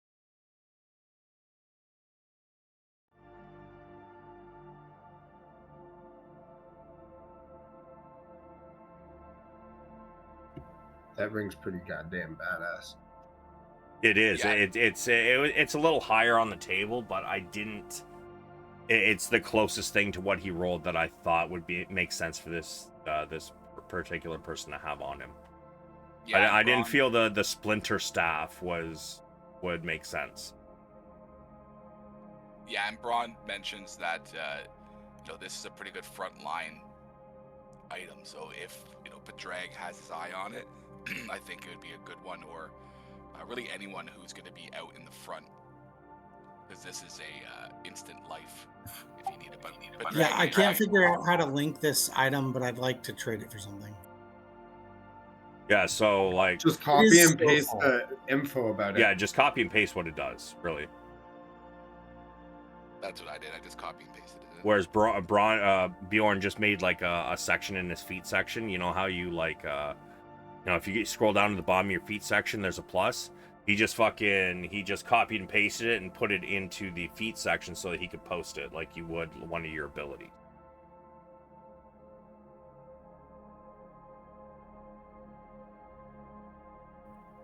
Is that okay? Yes. I'm gonna do this though. 1 second. Then we're just missing one item, right? Which just lets you it's the elemental gem. Yeah, you just summon fire elemental once. Yeah, it's a consumable. It's basically like casting is it summon elemental or conjure elemental? Well, it says in the description. Then I would say the easiest way to decide is anybody that doesn't like their item, say which item they like more, and then that'll make it easier for us to decide whether we're trading or who gets what. You know what I mean? Yeah, I'm good to trade the hoarded ring with the gliding cloak if Padraig wants it. I I'm can indifferent heal, so too. I'm not too worried about it. Well, I do have the elemental gem. Anybody else can have it. So, Don't for mind. that ring of life, your opinion, guys, would it make more sense for a frontline person who has a higher AC and HP to have it, or for the person with less HP and stuff The to have it? bones. Like, what are you guys thinking that is? I think it should be more about who has healing capabilities or revive capabilities, and less Yeah. so about AC and hit points. Because if shit hits the fan, and that ring is on a dead person, it does nobody any good.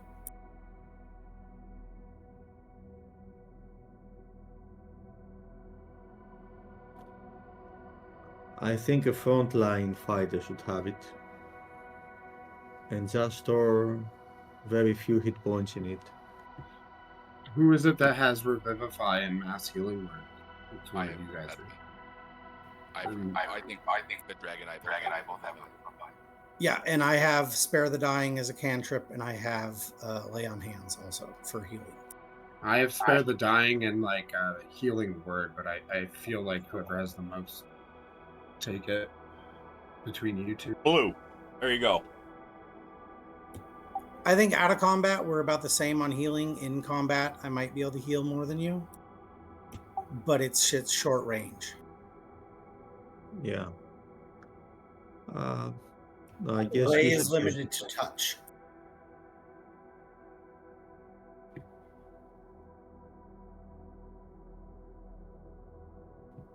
So I guess between the two of you that have the healing capabilities, which one of you wants it? Which one of you doesn't? I want it. Yeah, give it to Padraig. It makes more sense if he's taking hits in emergencies, and then he can use it for Revivify as well. I'll take the cloak of gliding. Yeah, I'm very stout and don't want to fly again after the experiences in Vogler with trying to catch people and dying almost. All right, so which cloak is it you're taking, Bronn? Gliding. Gliding. Cloak of gliding.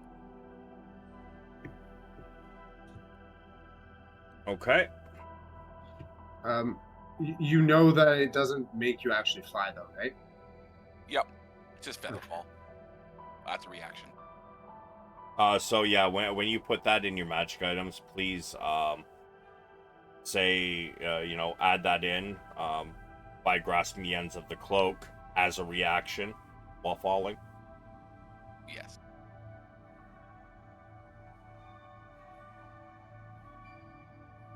All right, so we still have the elemental gem up for grabs, and the cloak of wicked wings. Is that correct? Yes. Who wants them? So it's between me and Gondar now, right?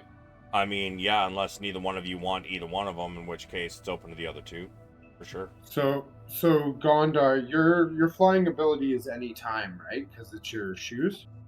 Yes. I don't need it that much. Yeah, because I can only fly once per day, so honestly, maybe it would make more sense because then I can fly twice a day using that. Okay. Then you should take it. And you fight more frontline than me, so you summoning an elemental in the front line would probably be a lot more useful than me summoning it in the back when I'm being attacked. What is the range on the elemental? I think Bjorn, you should also take the gem. Because since I'm fighting on the front line, I might lose my concentration on it. I think the one who stays more behind should have this, the gem.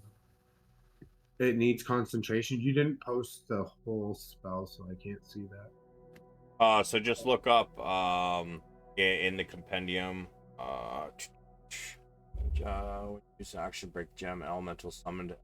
Cast the conjure element. So look up conjure elemental in the compendium.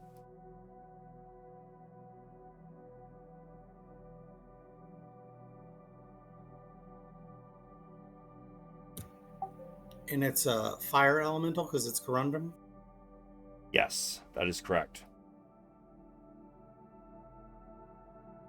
So in combat, it says takes 1 minute to cast. So in combat, it would take me 10 rounds to cast. Yeah, and it, No. It as soon as you break it as an action, it works as if you would cast it. So it takes an action to cast the spell, like to break the gem, which will automatically cast the spell. So you don't need to, take however long it says. It is broken down to an action. Okay, but it still needs concentration.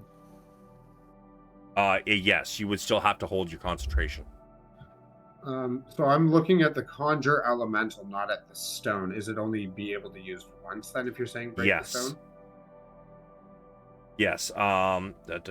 Summoned as if you cast the conjure elemental spell and the gem's magic is lost. So it is consumable, same as a potion. Take a potion, potion's gone. You break the elemental gem, you've used the spell. Well, since I'm usually concentrating on a spell, a darkness, a hex, or something like that, I guess someone else should take it. I don't mind taking it, but it's up to you. Are you really sure? Yeah, okay. Yeah, take it. Go ahead. I thank you, sir. You Well, you why? do me much kindness. You'll will need not it let you more than down. I'll do. What's the actual name of the item? Gem of... Elemental gem. It is just elemental gem, and then you're just put in brackets fire elemental. If you search red corundum elemental gem, it shows the exact thing. I cannot link it though because I am stupid. I got it. So you summon it within 90 feet. You have it up to an hour. Yada yada yada. Fire elemental emerges from bond. Okay, so in this case, it doesn't need to emerge from bonfire. It emerges from the gem. Can you... So like when I click on red conundrum elemental gem, it doesn't give me that extra information. It just explains the gem. Okay, like I said, just look up conjure elemental in the compendium. Yeah, I did. Okay. And that will tell you everything else you need to know about it. It just doesn't tell me the aspects of of breaking the gem and the concentration part. You know what I mean? Okay, that's what the spell is for. That's where the spell tells you that. The spell doesn't say that it's constant. Oh, it does. It does say it's concentration. So the elemental is friendly to you and your companions for the duration. You roll initiative for the elemental, which has its own turns. It obeys any verbal commands that you issue to it. No action required. I am going to say you do have to give it its you know what?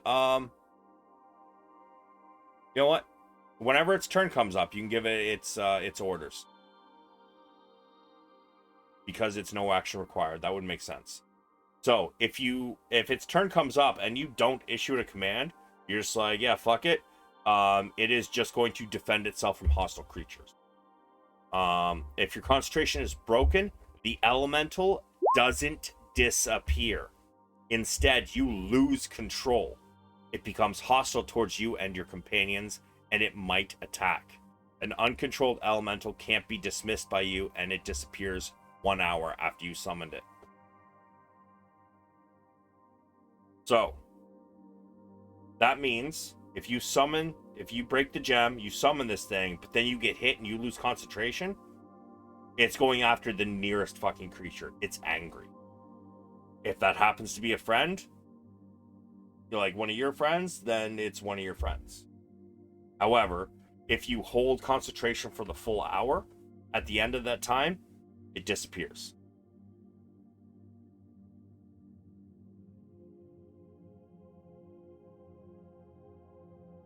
Also, since you have the cloak to give you, help you become a fucking, a swarm of bats, you now have the swarm of bats stat block underneath your allies and friends.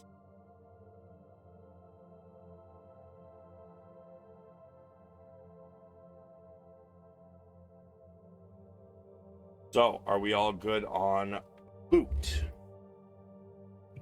Where do I see allies and friends? Is that where I get player information and stuff? No. I see Under it. where it says characters, if you go past your characters, you've got allies and friends. I see. I will also give you a fucking fire elemental one for that, since you have that gem.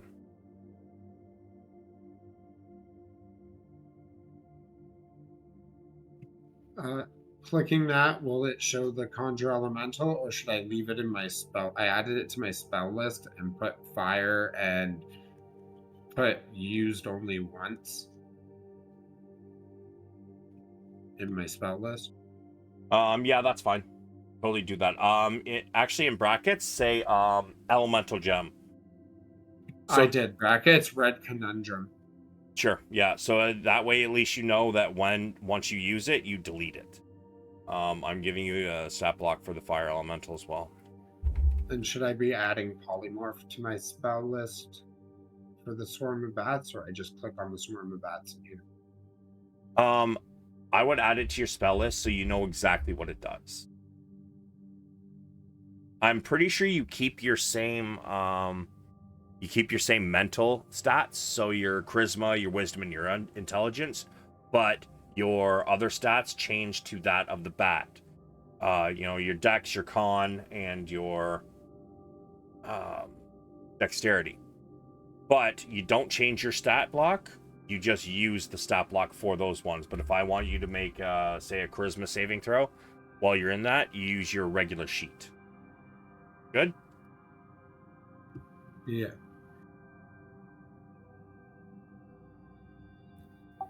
Do I wake up to the smell of burning barbecue? So, all right, Bjorn, you've got two new stat blocks in your allies and friends. But with that, you guys head off for your rest. Now, let's see. Puts his new ring on, opposite hand of his noble signet ring. Unconcerned with getting engaged or married anytime soon, more concerned with where his father just... Okay.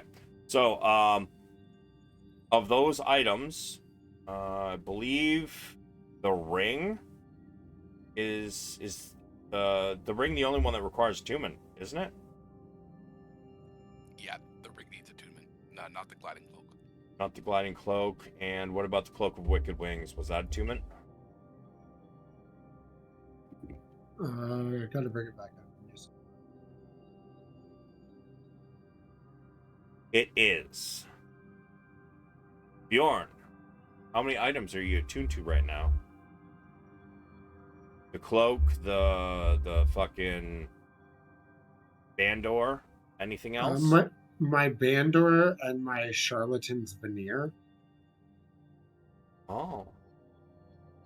Okay. Which means that the cloak of wicked wings will be your third attunement slot. So, if you ever get something else you wish to attune to, you will have to drop attunement to something. How's everybody else doing on attunement slots, by the way? Is Bjorn the only one kitted out right now? Yeah, I got 2 left. This ring should be my first, because the Sentinel Shield doesn't require attunement. Okay. And my sword was just a +1, right? Indeed. The one that I named Vengeance. Now I feel bad because I feel like I'm playing favorites. Bjorn's got all the attunement slots. Like, fuck. To be One fair, thing- most of my items I didn't even find. They traded me or gave to me because they thought it would fit me better. They didn't like it. I mean, you Also- guys do at least have stuff that's like, magical and just not attunement, right? Like, I'm pretty sure you guys got a bunch of them, yeah? No, when we talked about like look at the list over the holiday or whatever, I forget if it was Thanksgiving or Christmas. I have too much money at this point. So I think we had talked about Cloak of Protection and Ring of Protection. I'm not sure I was able to afford both. I can't remember which one I did get, but I know I didn't subtract the money. That would be one of my attunement slots if I actually was able to get one of those. But I'm sorry, I forgot the amount that cost. Okay, so if you guys go into the journal and you go under player information and you go to magic item prices. So right before we came on this mission, we determined how, like, what item it was that we had bought and whether we could afford it. Like, if you don't have, I'm pretty sure it was either like it wasn't ready yet or you didn't have enough. Because the rest of us all picked up ours, right? I got the Bandor. Somebody else got the shield, right? I feel like Padraig probably didn't pick up his. I know he picked up the shield. Oh, is that the session that he was late? It might have I'm been. not seeing either of those on here. Well, you got you got your spiked shield, but I don't think you picked up the magic items, right? No, yeah, because the Cloak of Protection and the Ring of Protection aren't on this list. So I Okay, need so to know the amounts if I would have been able to afford them. So, like I said, if you go into player information in the journal, and then you go down to magic item prices. So the Ring of Protection, I think, is rare, and the cloak is uncommon. Yeah, neither of them are there. No. If you go down to the bottom, everything that's listed, those are potions, elixirs, poisons, that kind of shit. But if you go down further, down to the bottom, underneath spell scrolls, you see magic items by rarity. Some of the magic items are far too powerful for this list. However, the Cloak of Protection and the Ring of Protection are... You go by the rarity for those two. They're not fucking outrageous. Okay. So, let's see. The Cloak of Protection... I just remember one of them was way more rare than the other, but I can't remember which was which. The cloak is uncommon, the ring is rare. So, uncommon wondrous is 500. The rare wondrous is the rare wondrous is 16,000. The cloak is 500, but the ring is 16,000. Okay, then let me double check. Platinum is 10 to 1 or 25 to 1? 10 to 1. Everything is 10 to 1. Okay, I definitely can't afford 16,000. So what's the cheaper one? The 500 ring? gold. Or cloak. Cloak is the cheaper cloak. one. Cloak. Okay, then I will subtract the cloak and add it. Okay. Well, I mean, you guys aren't going to deal with anything until you get back to Kalaman anyway. Yeah, I so can afford that before today's acquires. it's just because you didn't get it. It's not the same as a spell component. But you guys aren't going to be dealing with much before you get back to town. You'll be able to do some, grab your shit when you get back there. So we can skip over the role play of it. But once you get back to town, you can just subtract it and add it in the item. That work? You know what I mean? Yeah. All right. So I was trying to see if I'd ever added it to my inventory, and it doesn't. Oh no, I did add it to my inventory. I just hadn't ever removed it, so it was never like equipped. Oh, so it's in your inventory, but it's unchecked. Yeah. If it was already in your inventory, then you'd probably already given. Then it you gold. probably already paid for it then. No, I know I didn't pay for it because I have way too much fucking money right now. I said the same thing to him, but he was positive that I had already paid for mine too. I have 757 gold. Yeah, what's everybody gold sitting at right now? Right now. 197 gold, but 9 platinum. But that's because I Yeah, feel like I your bought something Bandor was else. expensive. I haven't bought shit. If I remove the money from the cloak, I have 677 gold and 49 platinum still. That sounds about right, because you didn't actually buy any, like, you didn't buy your shield. No, Like it was an you, upgrade, and it was pretty affordable because yeah, it's like and you hadn't had to wasn't buy enough anything yet. Everybody else had already had to buy some things, like materials for spells Yeah, or... the only thing I really paid for was the spikes, and that was more for the Yeah, expedite. that was like 200 gold, man. Like, you haven't bought shit. Like, I think your Yeah. gold is where it should be, and yeah, like I think you're good. Yeah, I just really want to save up for the other point of AC if possible. Yeah, for sure.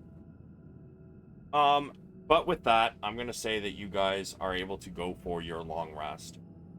Those who have just picked up attunement items, you can attune to them during your long rest. And when you wake up, I mean, you already know what they do, but when you wake up, you know how to work them. As you guys just slumber away. You guys are all up here in the fucking beds and shit. But giving Juniper, a little space there. You guys continue. You guys begin to wake up, and at this point, I mean, if you guys get in your 8 hours, you're looking at like, by the time you guys done all that sorting and everything else, like, it was probably about 8 o'clock. So you guys wake up about 4 o'clock in the afternoon. Juniper's already got her armor on, and she's just kind of like, readjusting it as you guys all begin to wake up. You guys wake up. She says, "All right, well, now we've had our rest. I'm going to tell you what that call was about." And to do that, I need to open a handout I forgot to open up. Oh, Bronn is preparing spells while this is all going on. For So sure. does a long rest restore our hit points? Yes. You should just be able to hit a button that says long rest, and it should restore everything. If it restores all of your hit dice, however, change it to, only restore what it should have, which is half of your total. So it restored my hit dice, but not my hit points. No, your hit points, when you hit the button that says long rest, you have one of those, yes? Yeah, I hit it, and it didn't give me back my hit points, just the hit dice. Oh, that's probably because you have it in brackets 5. No, it gave it. I'm at 32, and my hit points are 43 brackets 5. Yes, and that is why, because you put brackets in there for your aid spell, because it doesn't have just number, it's got other things, it's not going to adjust it properly. So your aid is gone. So remove that. And there you go. How many hit dice did you use? Only 2 out of 5. Okay, so yours will refill. Everybody else good on their stuff? Got their hit points back without aid and whatnot? My hit points topped off, and when I clicked long rest, it replaced 2 of my 3 missing hit die, which I think is right. Perfect. Yes. And Padraig, the ring that you have comes with a life in it from the description. It does. I would like... Does it come with 20 or does it come with 2d6? That is why it is not shining brightly red. It's just a flicker of red in it. I want you to give me... let me look at the ring again. It's not in my inventory. It's 2d10, I think. Yeah, it's up in chat. So, roll me 2d10. 2d10, sir.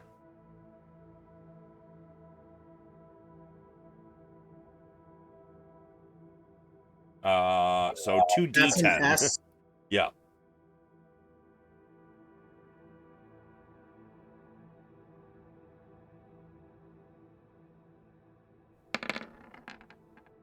Ouch.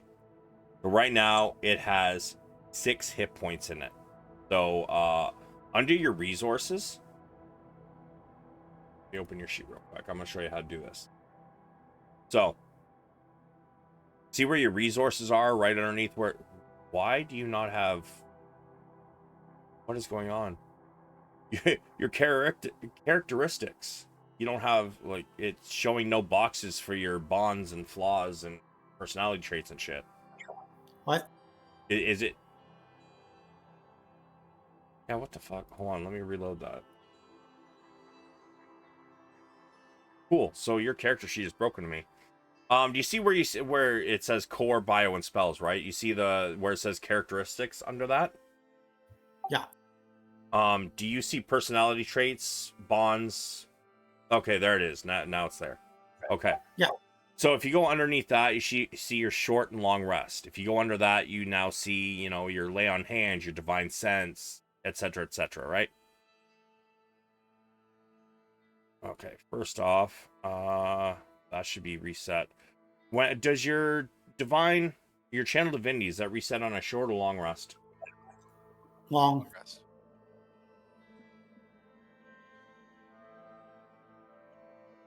All I right. don't know if Eric, the paladins have different channel divinities. Now you see that plus underneath inspiration points? Yes. You're gonna hit that for me.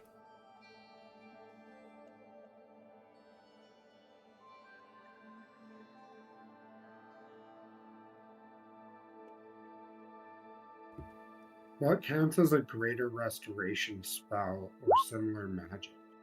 For clerics, it is long or short rest. So just a long rest would fix the maximum hit point reduction from the ring. Channel Divinity does come back on a. Sorry, what, Bjorn? So the ring, it says that you can add hit points to the ring by using your hit dice, but whatever you roll plus your constitution is subtracted from your maximum hit points, doesn't it say? It's deducted from your reduced by the total. So if what it means is if he wants to store some hit points, he would hit his hit dice. Yeah, and then those points are removed from your hit point maximum until you use a spell of greater restoration or equal. Yep. So if he rolls a 20, then his hit point maximum goes down 20. So I was saying, what counts as a greater restoration spell? It's literally called a greater restoration. That is the spell name.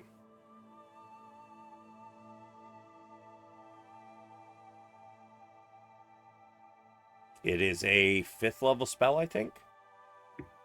Oh, that's actually a lot rougher than I thought. Yeah, there's a lesser restoration that can do like basic curses, and then there's greater restoration that can do harder stuff.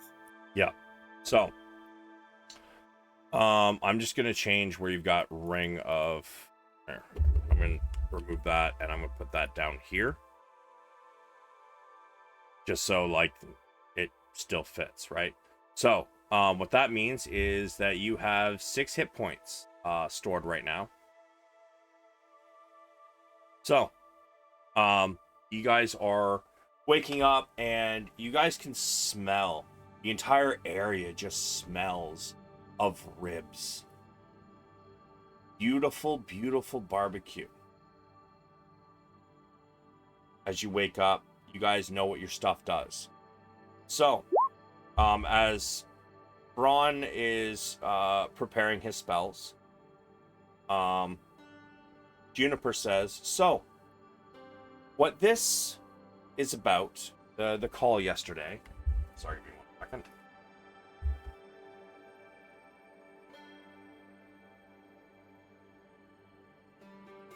When I talked to Rookledust, and I never opened that fucking handout. 1 sec, and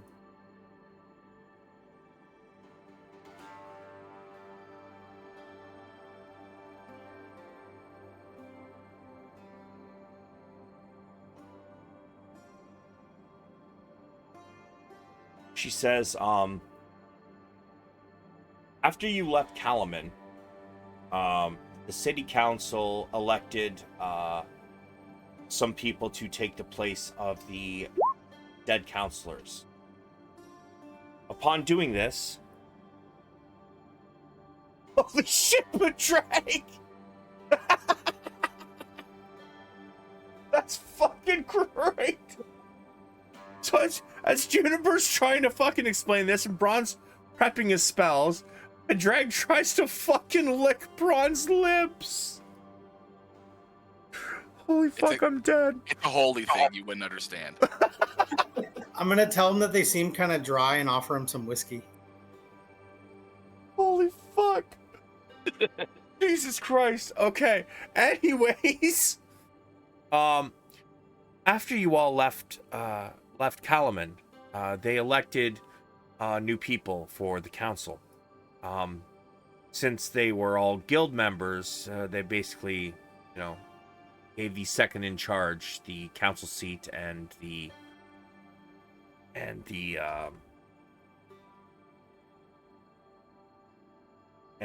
control of the guild that they belong to.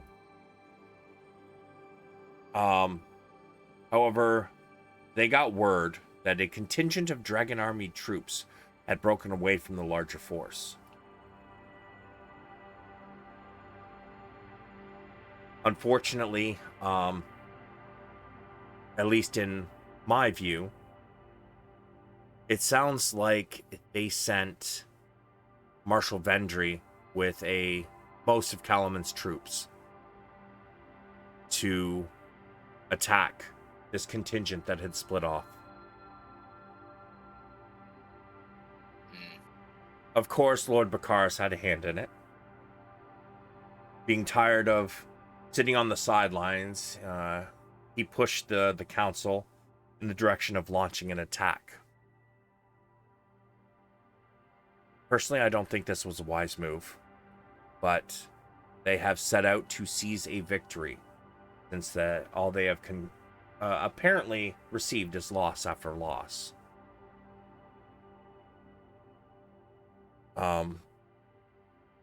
Bakaris is leading it, and I am to join them as soon as possible. Led by Bakaris? Yes. I glance at Padraig. The last wise move that Bakaris did was pull out after his son was born. Fuck. Juniper kind of smirks. I agree. They have taken this man's word several times. They really should not have. But that is what lordship grants you. Power. I agree, this does sound like folly. They say they've left the city undefended. Hopefully this isn't as bad as it sounds. Yes.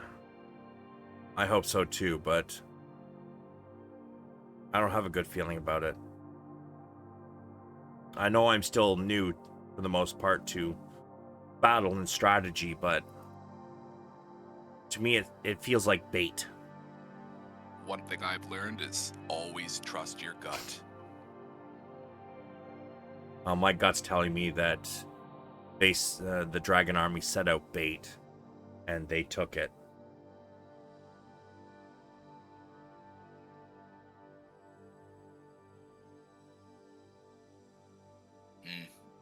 Well, I look at the party and say, I say we catch some grub and get on the way. Is what's the fucking kinder's name? I'll go. Is Elgo still with us? I mean, she's out finishing up cooking. You guys were like in here as she's telling you all this. Okay, because I want to suggest that Elgo come back. Maybe her knowledge of some of the enemy troops and species could help Tatina. And they could come up with some clever ideas of how to fight back against the non-humanoid amongst the enemy forces. Okay. Well, let's deal with what she's telling you first before you like head out to ask Elgo about all that.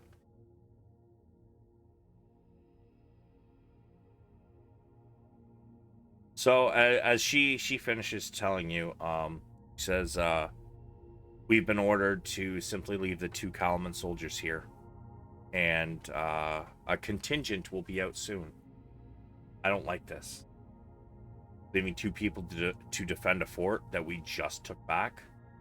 They're just gonna roll over this place again. Bjorn, at this point, your exhaustion being gone, you remember about that parchment you found in the saddle underneath the Dragonel. Oh my goodness, I'm so shocked I forgot about this. Yesterday was just such a, I guess it was today, it was such a long day. And I'm gonna walk over and hand it to Juniper. Be like, I can't read it, so here. She looks at this, and her eyes go wide. It says, it is, she says, it's signed Dragon High Master Casaldi Fire Eyes.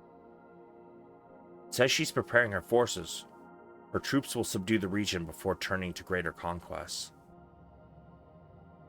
She stops and thinks. Subdue the region. They're definitely walking into a trap. They're going to attack the smaller force, and the rest of the army is going to wipe out Kalaman's forces. We have to go. We have to go now.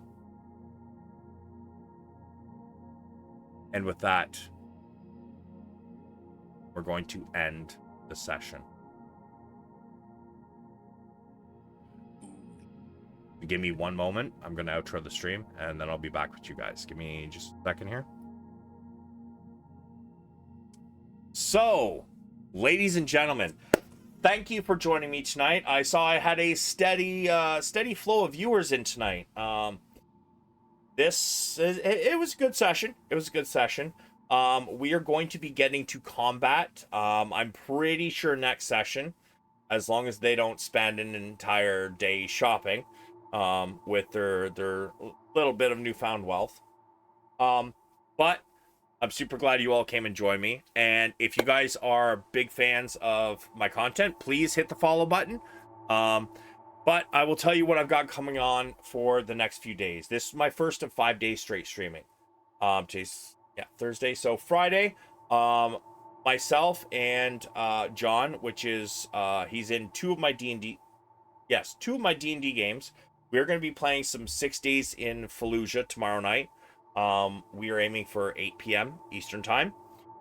Saturday at 4 p.m. Eastern Time, I have some more D&D coming at you. We got, we started with Lost Mines of Fendelver. We are moving on, we have moved on to Dungeon of the Mad Mage. Right now, they are not in the dungeon. They are doing some, one of the characters, beginning of their character arc. They might be back in the dungeon before the end of the session. Sunday, we have Adventures in Wildmount, where the heroes have recently finished defending Grimgollier, the last dwarven stronghold not to fall to an undead army. I don't know exactly what they're planning, so I might have to do a little, questions before that to find out and prep a little something. And then on Monday, we have some more 4-player Baldur's Gate. We are in Act 3. I'm playing a Dark Urge. We have a Storm Sorcerer, and we have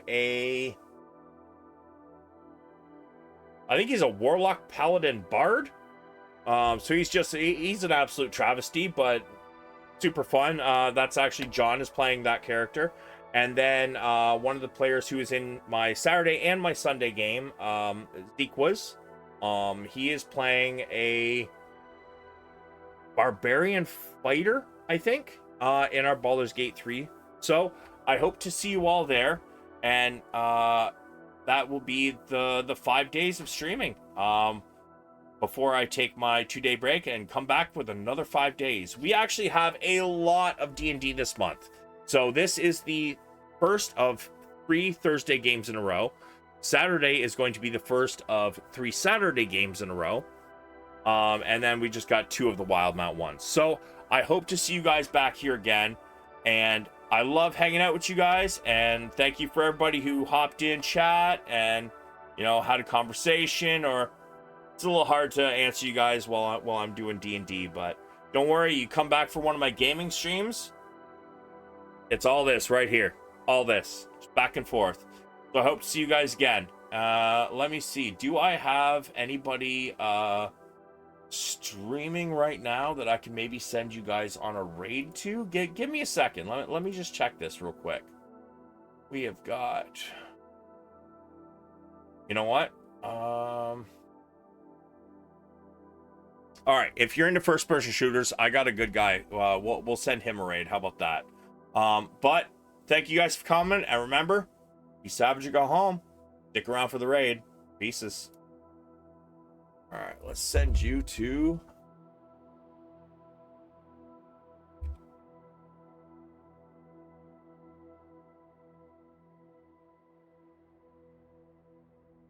Alright. Join that raid, everybody. Come on. Alright, 4 viewers. Let's go. Thanks for coming, everybody.